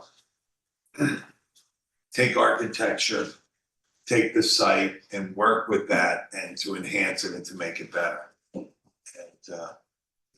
I think coming up with the plan that we have, it kind of celebrates the old, the old house, the historic house, and then also kind of starts to combine the two, but also make them separate. So, in the Greek Revival house, we kind of kept it pretty much exactly the way it is in the front. And there's some existing trees there. We kept them as is. And we kept the driveway, we shortened the driveway, we made it a little bit smoother, that we don't need that much driveway. And we kept the fence in the front of the house, and then you'll be able to view the house from the street. You can see it, it doesn't look like you can. You can. There are some small plantings, but there are no hedges in front of the house. Okay, and the fence you'll keep? Yes, the fence we would keep. Okay, those are the trees.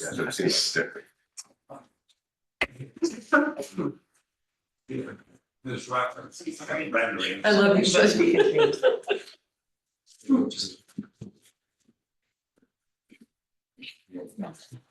Anyway, page 017, you can see that in the rendering. Right there. And then, so that would be, that house has its own entrance and looks individual to kind of celebrate the house and to the historic part and leave it as is. And then obviously we have to get to the new house in the back, so on the east side of the property, northeast side, we created the driveway. In that driveway, we have low hedges, so that you'd still be able to see the new barn in its new location. But everyone would be able to see the barn at this part of the house.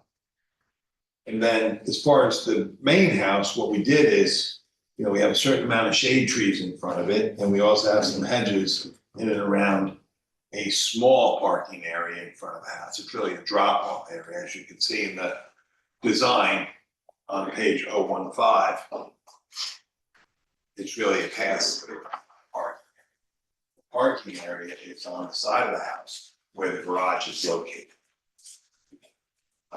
We also have a parking area in front of the barn, which is for 2 cars, so they can turn around and stuff like that. We have a Jeep track, which kind of makes it a little more, downplays that as a main entrance and also creates a little bit of a country feel. As far as plantings, we tried to keep it open. We lined the street with trees, which I think is important. You know, and you'd be able to visually see through into the property. You know, and in the back, you know, I think as last meeting, it's the same place where the pool was and tennis court, so that stayed the same as the last meeting. Yeah. Yeah,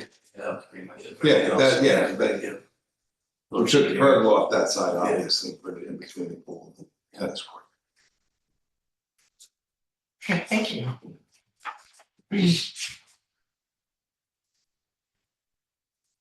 So as a discussion item, how are we to proceed with our, We can give whatever feedback we would like, yeah. why is it not on an actual on the agenda as a? Nothing precludes them from coming before us, I believe we've done in the past, to just get a general feel, a general consensus before they invest the time into the surveys, the plans, the architectural drawings, so that's not uncommon or untoward. If I may. Sure. So Wayne Bruin, O'Shea Marcinsigan and Bruin for the applicant. As council just indicated, it is our desire to do that. This plan, however, will require us to apply to the Zoning Board of Appeals for variances regarding the gross floor area, particularly the gross floor area as it applies to accessory structures. So we were asking for guidance, number one, on the existing dwelling to be sure that the two additions that were added later in time, that it is okay, or this board is okay with us removing those and modifying the building as it's been presented.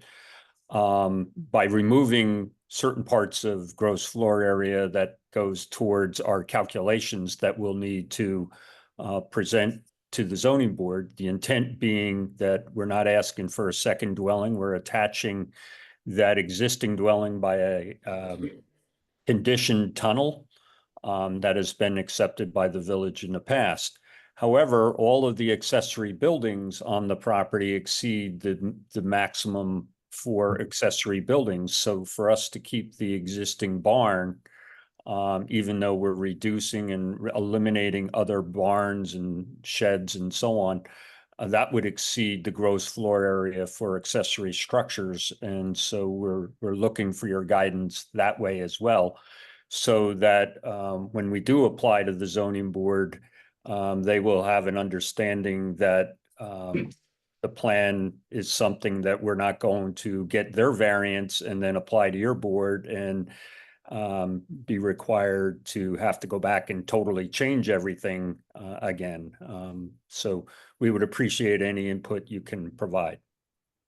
Okay, thank you. I think the handling of the original house really helps with the change from the fences to the landscaping. I mean, getting a lot of extra square footage in Sagaponic is probably the last houses you can do it with. So I feel like that warrants like real stewardship of the buildings, like is being done with the original place. The street facing windows in the barn, I think sort of deviates from stewardship and is more sort of getting what you want. And with so much square footage, you could still have great light from the back. But that all of a sudden becomes so similar to the, seems too integrated with the new house. If I may quickly, Pat, is this in a historic district or is the front house It's a an historic? historic house. The front house is historic. Correct. Okay, so for the board to peruse, 245-73D gives our special considerations if it's either an historic property or if it's within the historic district.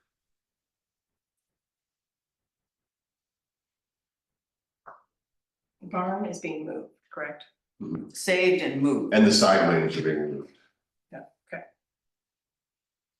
And then I just want this house to see this house a lot. This Greek Revival house. And I like the fence and I feel like there should be I don't know, there shouldn't be just trees going like this. It should be focused with a tree on either side, so it becomes more of a showpiece. Right. Do you know what I mean? It's not just like, 17, we had taken out. I know, I like 017 better, because the tree, you know, the house is showcased more. Yeah, because if you look at 17A. I am. Yeah, yeah. That's where it was, so maybe. You know what I'm saying, it's Yeah, equal yeah, with right. the trees. I just would like to see a little. That's it. That, since properties are separate, possibly connected, we add the trees, but if we took one of the plane trees out and had it like asymmetrical, and then the three existing beautiful trees, and then maybe there was a fourth one, then, that would kind of help and would open it up and not. And what about the other ones on the left side? Yeah. I think they're fine. I just would like to see the Greek revival showcased. Personally. Yeah, understood. I guess if we're looking for a deviation from the old house and the new house, the more prominent the old house is, the less hidden the new house has to be. Right, and that's what we did with all the landscaping on the Right. left side. That's what we did on the landscaping on the east side of the Yeah. house. Entire. The great effect, yeah. Yeah, and we brought that up and it really makes it look sense. Like before, it used to flow direct. Understood. Can we change the picture to aerial view? Yeah, that's great. So that is the epitome of Sagaponic. Right there. You have the perfect charming White House, and then you've got the barn scenario, open land, views, all right. With the current design, all of the mass is moving forward toward the street. And we're not seeing as neighbors and residents that we're not getting that anymore. And so not only is, I understand you're trying to connect it with the tunnel so that you can have your addition, but it is way too close to the, in my personal opinion, to the historic home. And it's still not separated enough, even with Michael's beautiful landscaping, I just don't think that's enough. I think it could move to the left and it could move back, south. The design of the house is great, Brian. You do great work. You're just in a tricky area, and so I don't know. There's so much land to work with back here, and you got a pool and a tennis court. When that is like secondary, you could turn them and push the house back. I mean, I'm just seeing it like this is. I know I'm reducing it. I know it's a lot of work to make it all feel like the way you want it to, with this beautiful connection here with this dining table between the barn and the house. That's an amazing setup. I just think the historic home is gets completely eaten up. Well, the tunnel, if you push these, if you leave the barn where it is and push the main house back, do you still connect, how long is the tunnel, like 100 feet? I mean, do you need the tunnel is what I'm trying to Are you get gonna at. even use the tunnel, or is it just? You need it to keep it. Yeah, but nobody's walking through it. Yeah, I've done it for a guest passageway, but I mean, it does work functionally. Yeah. Did on another project, this Is one it- is it actually, for square footage, is the tunnel there? No, Or Just because so it's that accessory. we can Access. it's just so that this can be an addition to this house, right? This house is an addition to this house because of the tunnel. It could That's be the all above only ground. reason for the tunnel. Yeah, it could be above ground. Oh, okay, then get rid of it, move the house back.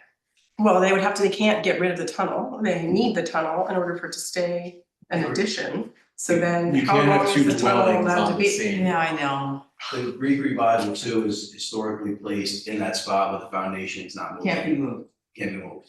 So by connecting the tunnel, could there be additions off of the back, but that would contradict. I know. Can you make a the bigger concern tunnel? about making them feel connected, so the tunnel is the solution, which has been done in the past, where I personally like this one because it goes. So if you're in a room, look down a hallway and you see another room, you don't see like The other job I worked on, it was 75 feet and there was an angle.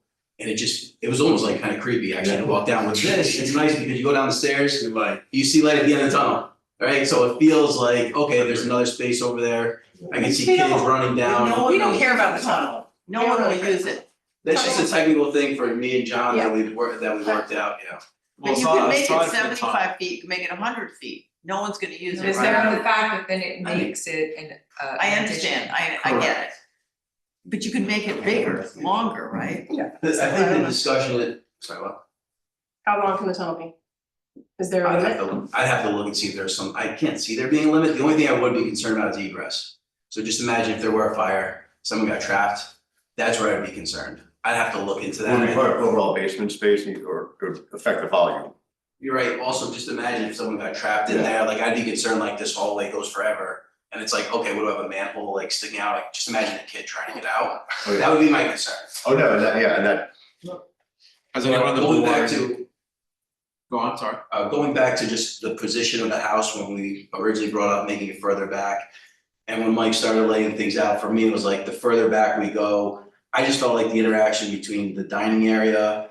As we go back further, now it's like we have a junior, guest bedroom, junior master primary, which is kind of in line with a dining space. So you have an informal or a formal or a private area, which is where someone's sleeping. And it's interlocking with maybe where there's guests hanging out. So like as we pushed it back, they originally had it back further and it just didn't feel natural. Now it's kind of lined up and it feels like it's part of the backyard.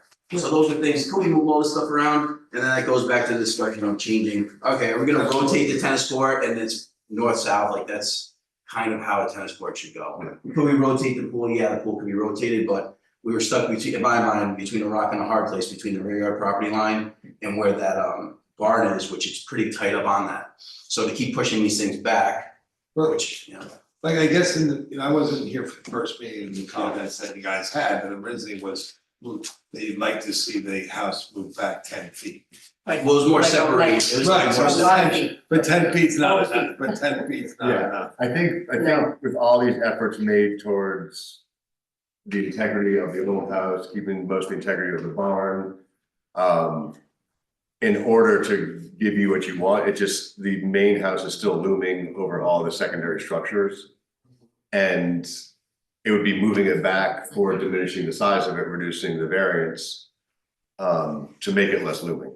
I mean, the great news is you have a huge amount of acreage to work with and that's the benefit, right? So. And just for both the board and the applicants review, our code with respect to construction with the historic building or amending, rehabilitating a historic building incorporates by reference the Secretary of the Interior's guidelines for rehabilitation of historic buildings. I'm not sure if you've reviewed that, if it mentions tunnels at all and connecting historic buildings with new additions. Yeah, auto sag is. Right, that one's been done. And that was on a historic structure? Yes. Can I just say one thing, Kevin Wells, I was Ron's real estate broker on the deal. This is not a federally recognized historic structure. Sally Spanberg recognized just the Greek Revival in 2017 as one of the contributing buildings to the village of Sagaponic outside of the historic district. So it would not apply to the federal, working with the Department of the Interior. Okay, but under 24573, excuse me for 1 second, D. So this does apply to structures that are historic buildings, whether inside or outside any historic district, inclusive but not limited to structures within the February 2017 inventory. So that's a pretty expansive definition, and the code goes on to incorporate the Secretary of Interior standards by reference. So I understand that it's not landmarked as such, but the code is very broad in how it characterizes a historic structure. Maybe I just know. That was really helpful. I just know that, like I said, as part of. Thank you representing for- property, it's not recognized as. Thank you for differentiating that. That was important for me to know. Can you just say that last 2 sentences again of the code? 2 or 3. Where it mentions the 2017 denoted ones. Okay, so I'm looking at 24573D, and these are things that we should avoid. Inappropriate alteration of any kind or degree to any structure which is an historic building whether within or outside any historic district, inclusive but not limited to any structure within the February 2017 inventory of selected historic structures outside the National Register Historic District, filed with the village clerk's office. Right, so it includes Sally's 2017. Correct. It's not exclusive, or it's not inclusive only of the core historic district or landmark buildings. And as a matter of fact, I could be wrong. So they're in 245-73E3, I'm sorry, D1. There's a list of criteria in which we as the board can find the structures.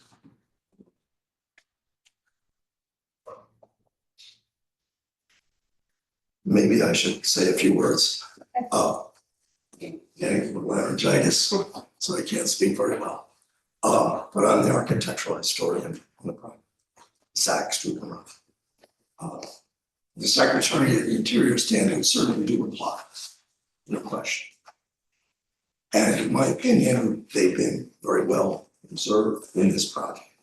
Those standards apply to the historic structure, not to the new structure as proposed, not to tunnels. That has nothing to do with the Secretary of the Interior's 10 standards. Those apply to the historic structure. And I think Brian's done a very good job. And to the barn. Although you might note that Sally's report does not describe, discuss, address outbuildings at all. It's quite surprising. And so this project has, I believe, gone beyond that to recognize that that early barn is quite wonderful. And to preserve what is historic about it, not for later additions to either end, which detract from the integrity of the building. But in that regard, the Secretary of the Interior standards are applied to that structure as well. So I think the project does incorporate those standards, which, as I said, don't address tunnels, which is a technique for addressing the local code to enlarge the building, et cetera. So those standards don't really apply to that, in my opinion. But with the standards counted, being that under our local code, we are treating the building, the new structure, the new dwelling as an extension of the Greek revival property. Wouldn't some sort of review or heightened scrutiny go into the new dwelling? Well, you are giving. The extension is detracting from the historical, even though it's not attached or only attached to something. But it's theoretical. In a perfect world or in a future world, it's entirely removable. So it does not directly impact the fabric of the historic structure. It can be entirely removed. Yes, but it's. It does during the building's lifetime. I'm saying that is one of the 10 criteria. Well, right, as it is now, the way that you look at it, you see it all together as one thing. Of course. And that is not, I think, what we want, right? And I think- the variance is to expand square footage, which is directly affecting the context while we're looking at this. No, I'm saying that's your code. I'm saying that's not the 10 standards. Yeah. But we have to look at both complementing each And other. I'm saying that with regard to the 10 Secretary of the Interior standards, the project, I believe, meets the test of those 10 standards.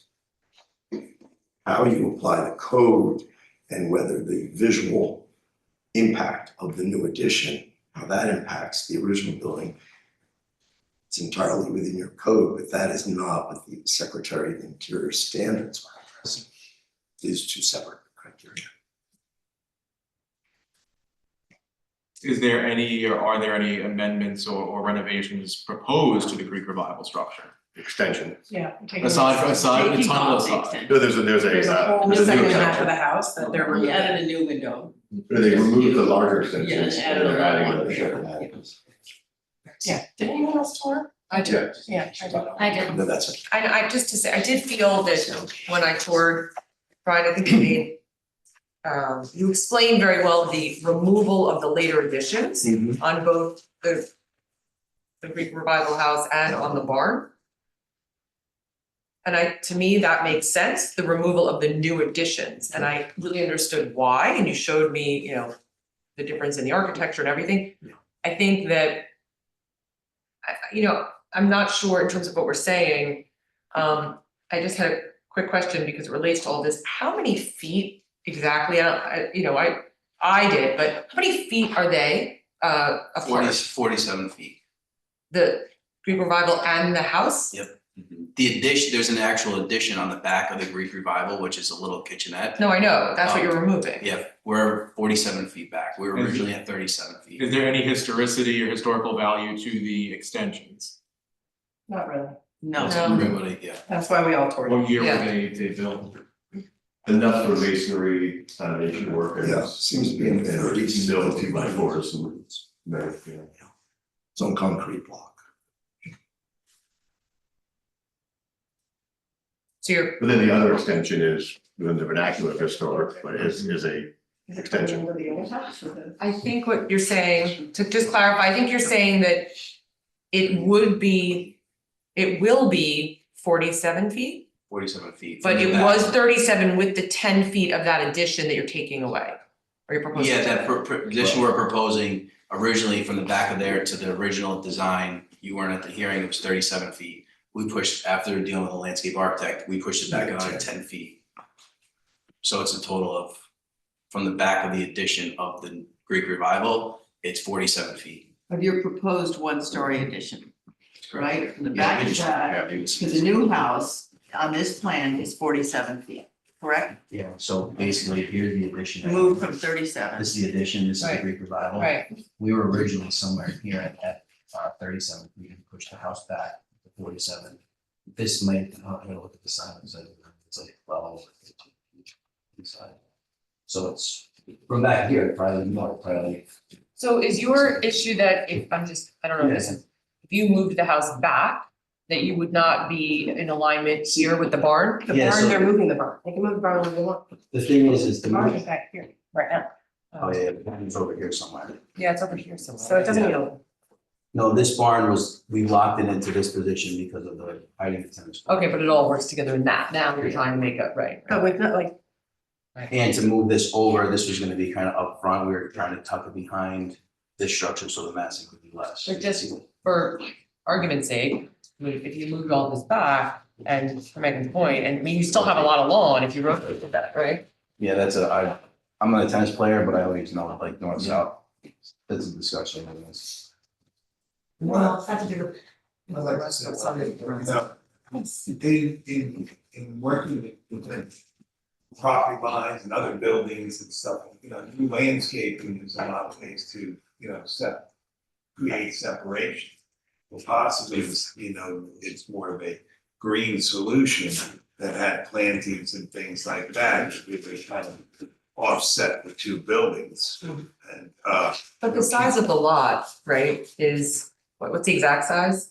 2.77. Yeah, it's almost 3 acres. I mean, it's really a large lot.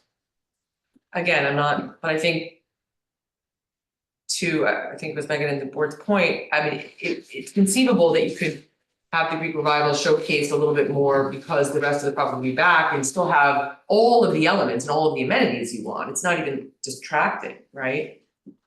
This From the room is what, programming. 37 feet, this room from here to there, to those Yeah. doors. It's conceivably 37 feet, it's not a lot. In my opinion. So another 10 over almost midway, like Yeah. the front desk is. Yeah. So if it was 40, so it'd be another 10 feet. And technically, the kitchenette shed isn't gonna be red, so you can take even the distance of that. I know, that would make it feel, that's probably another, like I said, it's 12. Yeah. Right. It could be more, I think we feel like we'd like it pushed back more. Yeah, that's the thing. I just wanted to see how we do that on those. It's a beautiful new house. I really like the new house, but I feel like I didn't look, Then it was almost like a different Yeah, house. you would think, oh yeah, there's a new house in the back, it's a flag lot, great, and the Greek Revival is happy. Well, it's about 12 feet. Yeah, but if it's not as good as the tennis court, That's how it started. it's the same as tennis court, it's Kind of lost it. 50 by 100. We already make their anything. Is there precedent? You said there's another tunnel in Sagaponic? There are several. Several. And one that connects a historic structure with. Yes. The Bukowski farm generally. It doesn't have to be. On narrow lane? Yeah, the forward section is actually the original farmhouse district, the kitchenette, but to maintain it as a bedroom area for guests. There's a very, very long tunnel that goes underneath, that goes back, underneath the garage, and then goes over to the new house that they built. On narrow lane? On narrow lane, yeah. What about 673 Sagaponic Road? Or 603 town line. Right. Same thing. Yeah. 603. Town line. New, And is then, that Deborah the old New? Is that strong Jennifer which New's I believe house? is right on Hedges Lane, there's a old barn and then a tiny little house that was Michael Davis built, and there's a tunnel that goes straight back to the new house that was. How long are the tunnels, John? 30 to 60 feet, I mean, the one on narrow lane is exceptionally long. How long, is there a limit? As long as you provide proper heat and light, ventilation, not really. Electric had no tunnels. Electric had no tunnels done. John, on Sag Main, we did the one that was like that bent shape, I think that was 75 feet. Do you remember walking that? It feels awkward. I mean, to see that happen, if we move the structure, that's why I love this, it's like you're in a room that's all lit. You see, obviously there's lights, but.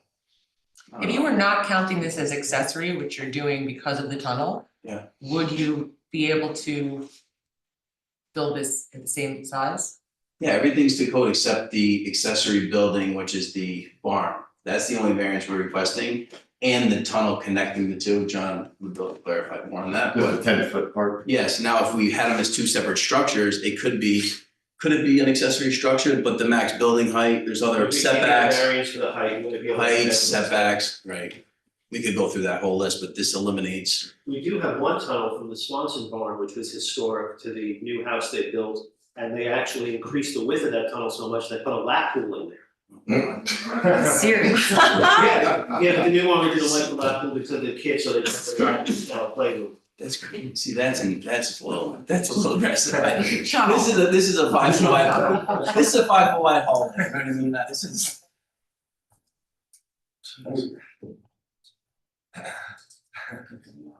Our job is to preserve the open land feeling and, you know, architecture of Sagaponic, right? So I think right now, it feels more like a wall of buildings than it does what was originally there, which is old cool barns and agricultural accessory buildings with a beautiful Greek revival house. So we're not maintaining that right now. I feel like the exception is all on the village's side where, you know, you're stewardship, you're a steward of the historic property, but you need the north-south tennis courts, you need the alignment for the dining pagoda.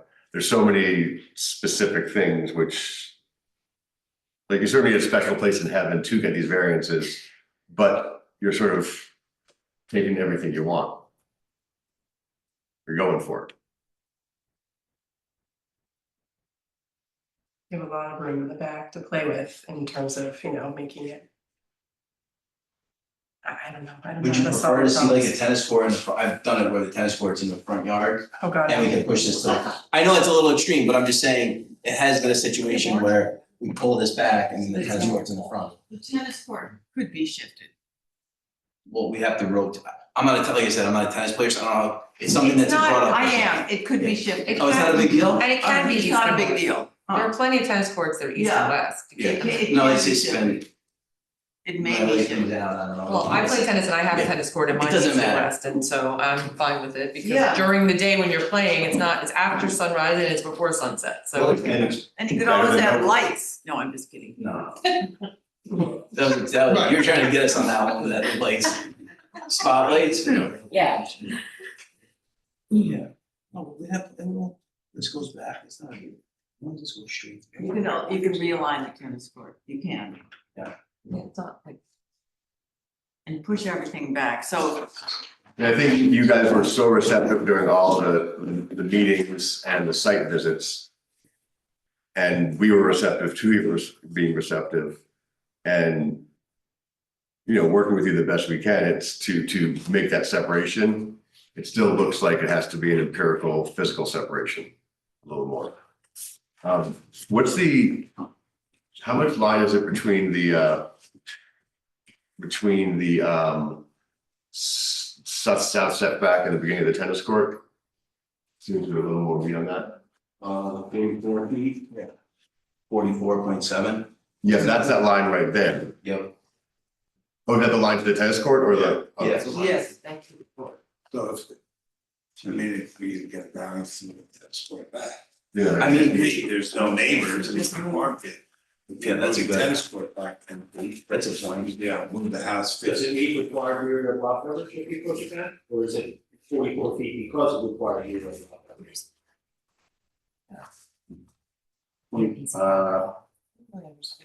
I gotta look into that. I'm not much. Yeah, obviously they want, right? I mean, we have quite a bit, it looks like it just graphically, but. He's asking about the rear yard coverage. Yeah, we gotta be less than 20%, so further back, further back. We were talking. Right now. Not a barn in line, Right. because then you are. So basically, Well, that's from what here, I this was saying, dimension, you could kick we're at into like it, you could still have it 35,000 done this square way, feet, and so then you could have a straight tunnel. should be under. You wouldn't have a turn. That would It'd be, he be just straight. wanna trigger another It doesn't have to go this That way, question it is can go that way. If you did. Yeah. And then you can lock the door and nobody will go in. That's what Everybody can. Another 10. I don't know if 10 is, I don't know what the. Yeah, no, Well, I think we kind of have an idea of where we're going with this. The biggest thing is how we were just talking about how far back and we started doing the whole landscape plan, reconfiguring. We got positive feedback on the architecture. I think all the buildings, I will say, and I don't know if this is the legal part of it, but it's like, does everyone feel comfortable? We're not approving the ARB by any means here. It's just the variance procedure to say, listen, the direction they're going is in a good spot where it's like, obviously you would never approve until we push it back to a certain point. Right. So really the variance has to do with square footage. So if the variance is like, all right, Brian, we're okay with you keeping this barn and removing these structures. That's a letter of support of what we're doing. You like the architecture, it's just a matter of placing these puzzle pieces in the correct location. Right. We're gonna come back to you several months from now to say, we took your, we pushed back another 10 feet or another 20 feet or another 30 feet. It's still the same house, it's still the same barn. We got the variance that were required and you're gonna say, wow, this is great, you pushed it back X amount.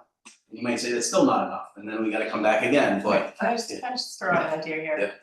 If you just took a flip, because what we want to do is separate these two things, right? Yeah. And what we love this part. What if you just went like that? Right. And then we would see this here, this lovely thing next to this in the back. And then the barn would still be close to this original house. And you would keep your layout and you would keep your alley here. So you're okay with these two structures being kind of close to each other type of thing? Yes, I'm just saying, like, does that work for you? I don't have any trace paper on it, if I did, I would. Well, then would the storage residence be attached to the barn? Is that? It'd be closer to the barn instead of closer to the new house. No, because we can't have. Yeah, you can't have any variance. Yeah, but we can advise for a variance for you. If it helps I feel like I've the been- feel, it's like a fun. All I will say is, and John, correct me if I'm wrong, though, that's going down, and maybe even Wayne can chime in on this, but now I think we're asking for a pretty aggressive variance for that.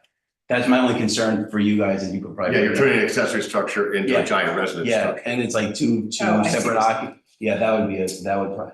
And that would set precedent. From architecture, I appreciate what you're saying, I Legally. think that's great, but now this isn't connected to that, I think now variances. Look standpoint. But your tunnel could go like this. Angle, I mean, it'd be a long could. tunnel, but you would. Well, you could, in Listen, you theory, said- I'm just positing here, I'm not telling you that to proceed, but you could in theory ask for 2 residences on 1 lot in exchange for the historic structure being properly preserved. I don't think, That would make me No, nervous. I don't think. and also I think it wouldn't look good for You you, go the board members to Yeah. throw that to them, they're like, what did these guys sign off on, like, that's Yeah. a little insane, maybe, I don't know, maybe they're okay. Oh, you can't have 2 kitchens. No, 2 kitchens. Well, I mean- A dwelling is kitchen, septic, sanitary and sleep. I think it goes back to the question that Howard said. How many feet, right? If it was 10 before you thought was enough, now we can see that it's you know, you don't have to. How many more feet is it? I mean, like 500. Yeah. I'm just kidding. I don't. So that you're feeling that it still is an accessory structure and not a house that's eating another house. Do you think it maybe also between the landscaping and I was at one point gonna do a video of this whole site, so you walk through it? Because I think it's a little deceiving too, that there's an existing structure here, so when we even walked it, I feel like when we were saying like, this is where the new house is, and you see that all that structure, which is a pretty deep amount of building that's all removed. So if I did a video where you're actually driving through here and see it That's what I'm separate. saying. What if you just? Oh, no, yeah. Because even if did, this the setbacks on, it's the same Yeah. length. Plus I gotta worry It's about not- rear it's not- coverage. What Yeah, about it's not 20 gonna feet say- back, 20 feet back? It's not gonna help. It's not a number, it's more of a feeling. Yeah. Right, it's a. Well, it's feeling right, of if it you, when you, when I looking. said turning it, like Yeah. the idea is that you're saying it's still there, but it's only. The width of it from the street is not a long house. It's, you would just see one side. I mean, proportion, if we look at what the barn that's currently there, if we were to say. You're saying- It's about the same. I know, but again, It's pretty you good, which is want, good. you want this all connected like this in this beautiful way, which I understand, but we're talking about something else and we're just trying to give you some ideas. So, Yeah. you know, you were saying that it would be that big, but that's because you absolutely think. No, Love even that. even if you had a different. I mean, the barn is now there. Even if you had a different configuration, it's alone, setbacks. Very good to be. The length, just forget about this part, just this alone. What happens Here. Look, I walked it and I didn't think this, to be honest, when I walked it, like I didn't give the, I almost think now I really get it, just from that image, just because it does feel like it's just so beautiful to have on its own, and there are, I mean, I don't know the addresses, but I know there are other precedents where there is the same kind of situation, but the house. Same, on the same street, on the same Right, but the side. house feels, like it almost feels like when you're driving by, like it's a separate house, you know what I mean? Well, and Is then it you're town also line and putting hedges? trees. That's all those different houses. Oh, yeah. Is it town line and hedges? That's for all the modern, really cute little ones, you know. Maybe it's just maybe it's a matter of. You're just putting showing- trees to help give you the visualization of a separation, but when you drive by that piece of property, the beauty of it is it being open and that you're seeing the difference between the two. There is a home, and I took pictures of it, but I could barely take pictures of it because of landscaping, that is doing exactly what you're trying to do.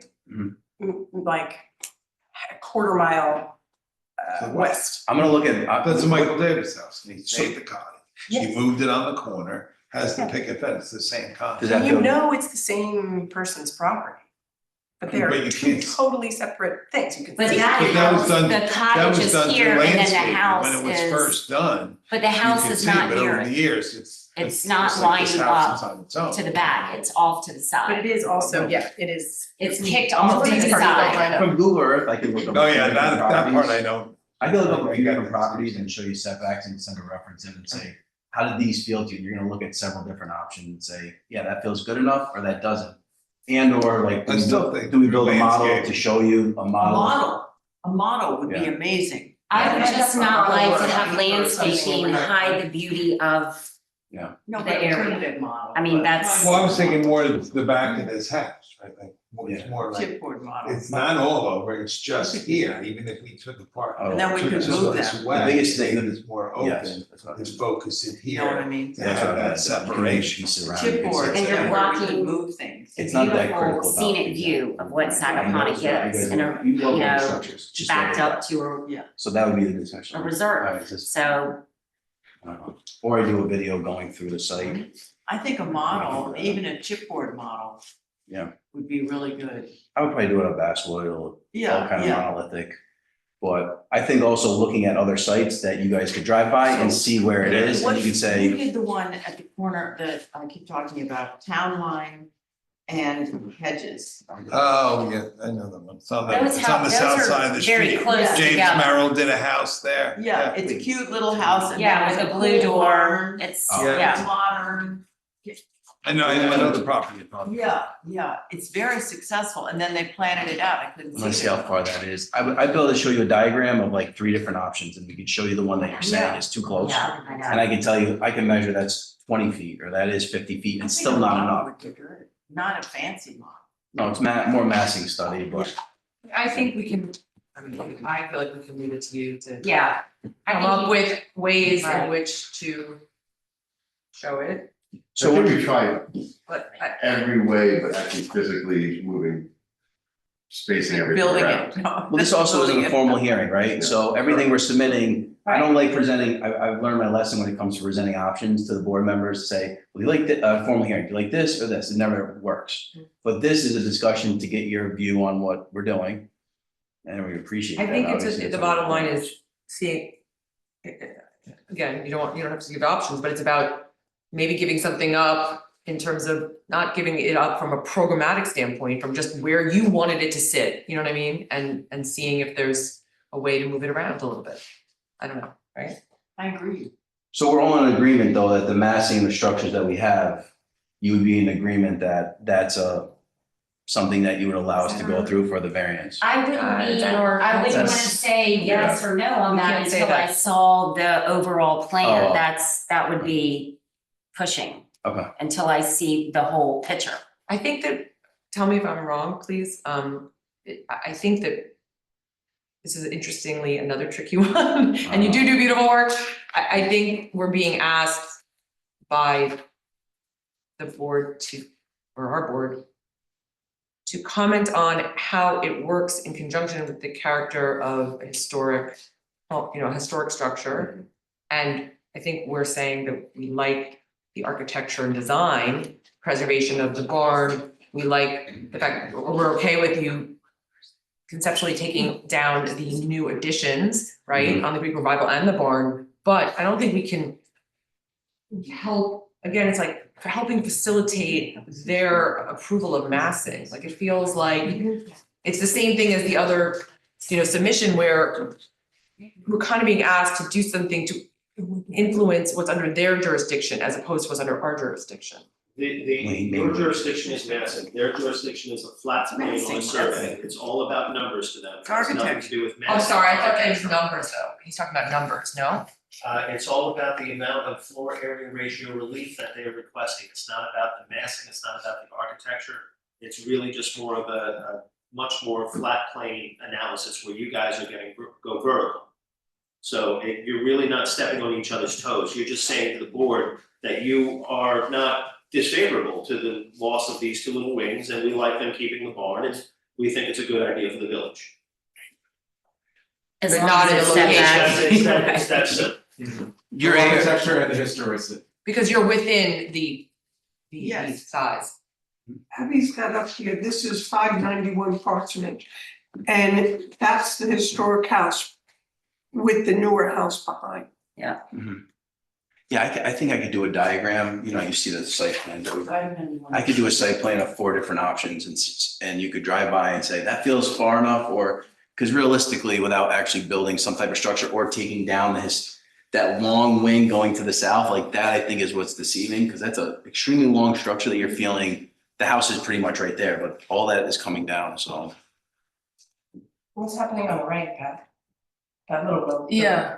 So this is the historic house. Yeah, what's happening to the right of that? Yeah, the other lot. This is another property. That's next to it. Can we Yeah, rotate it or? Barn. So interesting. Is that town line? Yes. So that's a weird tall one that has the back house on it. I just want to use if we could go back to there to show scale, because it looks like there's 2 parking stalls. So I would say that's like 20 feet. That's, even if you did it just from a Google image, like on straight ahead, like straight down. Tell me how to do that. This is gonna be. I don't know how to do it, actually. This was great. I'll just go back and go back. Yeah, just start over, maybe just a simple Google but I could, like I said, if I did diagrams, and I could give you scale dimensions of properties and you could drive by and see what they look like. All right, this is 50 feet, or this is 200 feet. You can see it. I just think that something has to change here. Yeah. So.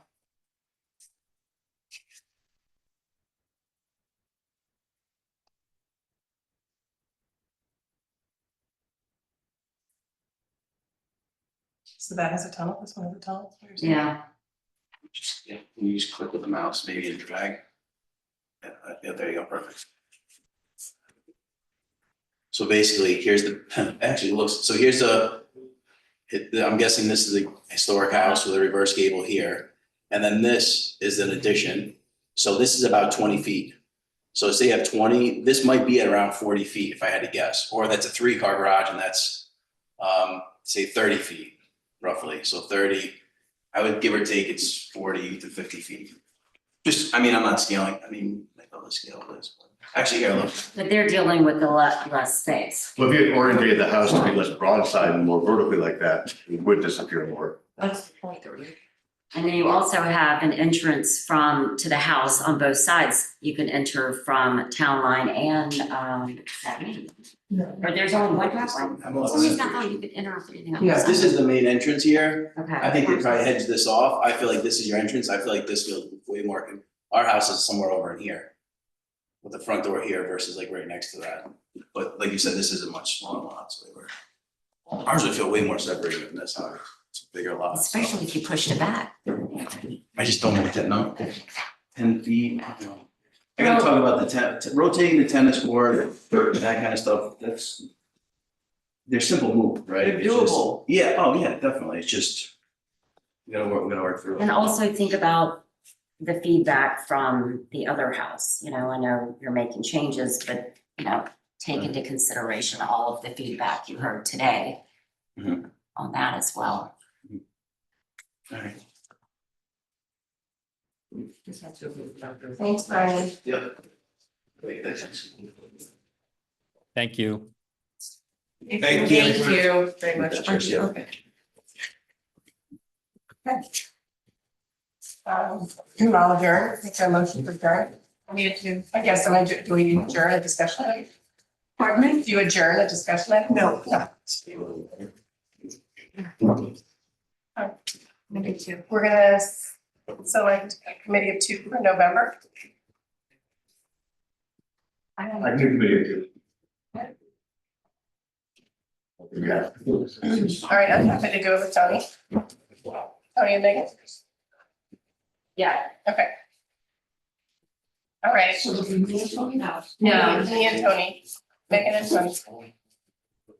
All right, I'll make a motion to adjourn the meeting. Second. All in favor? Aye.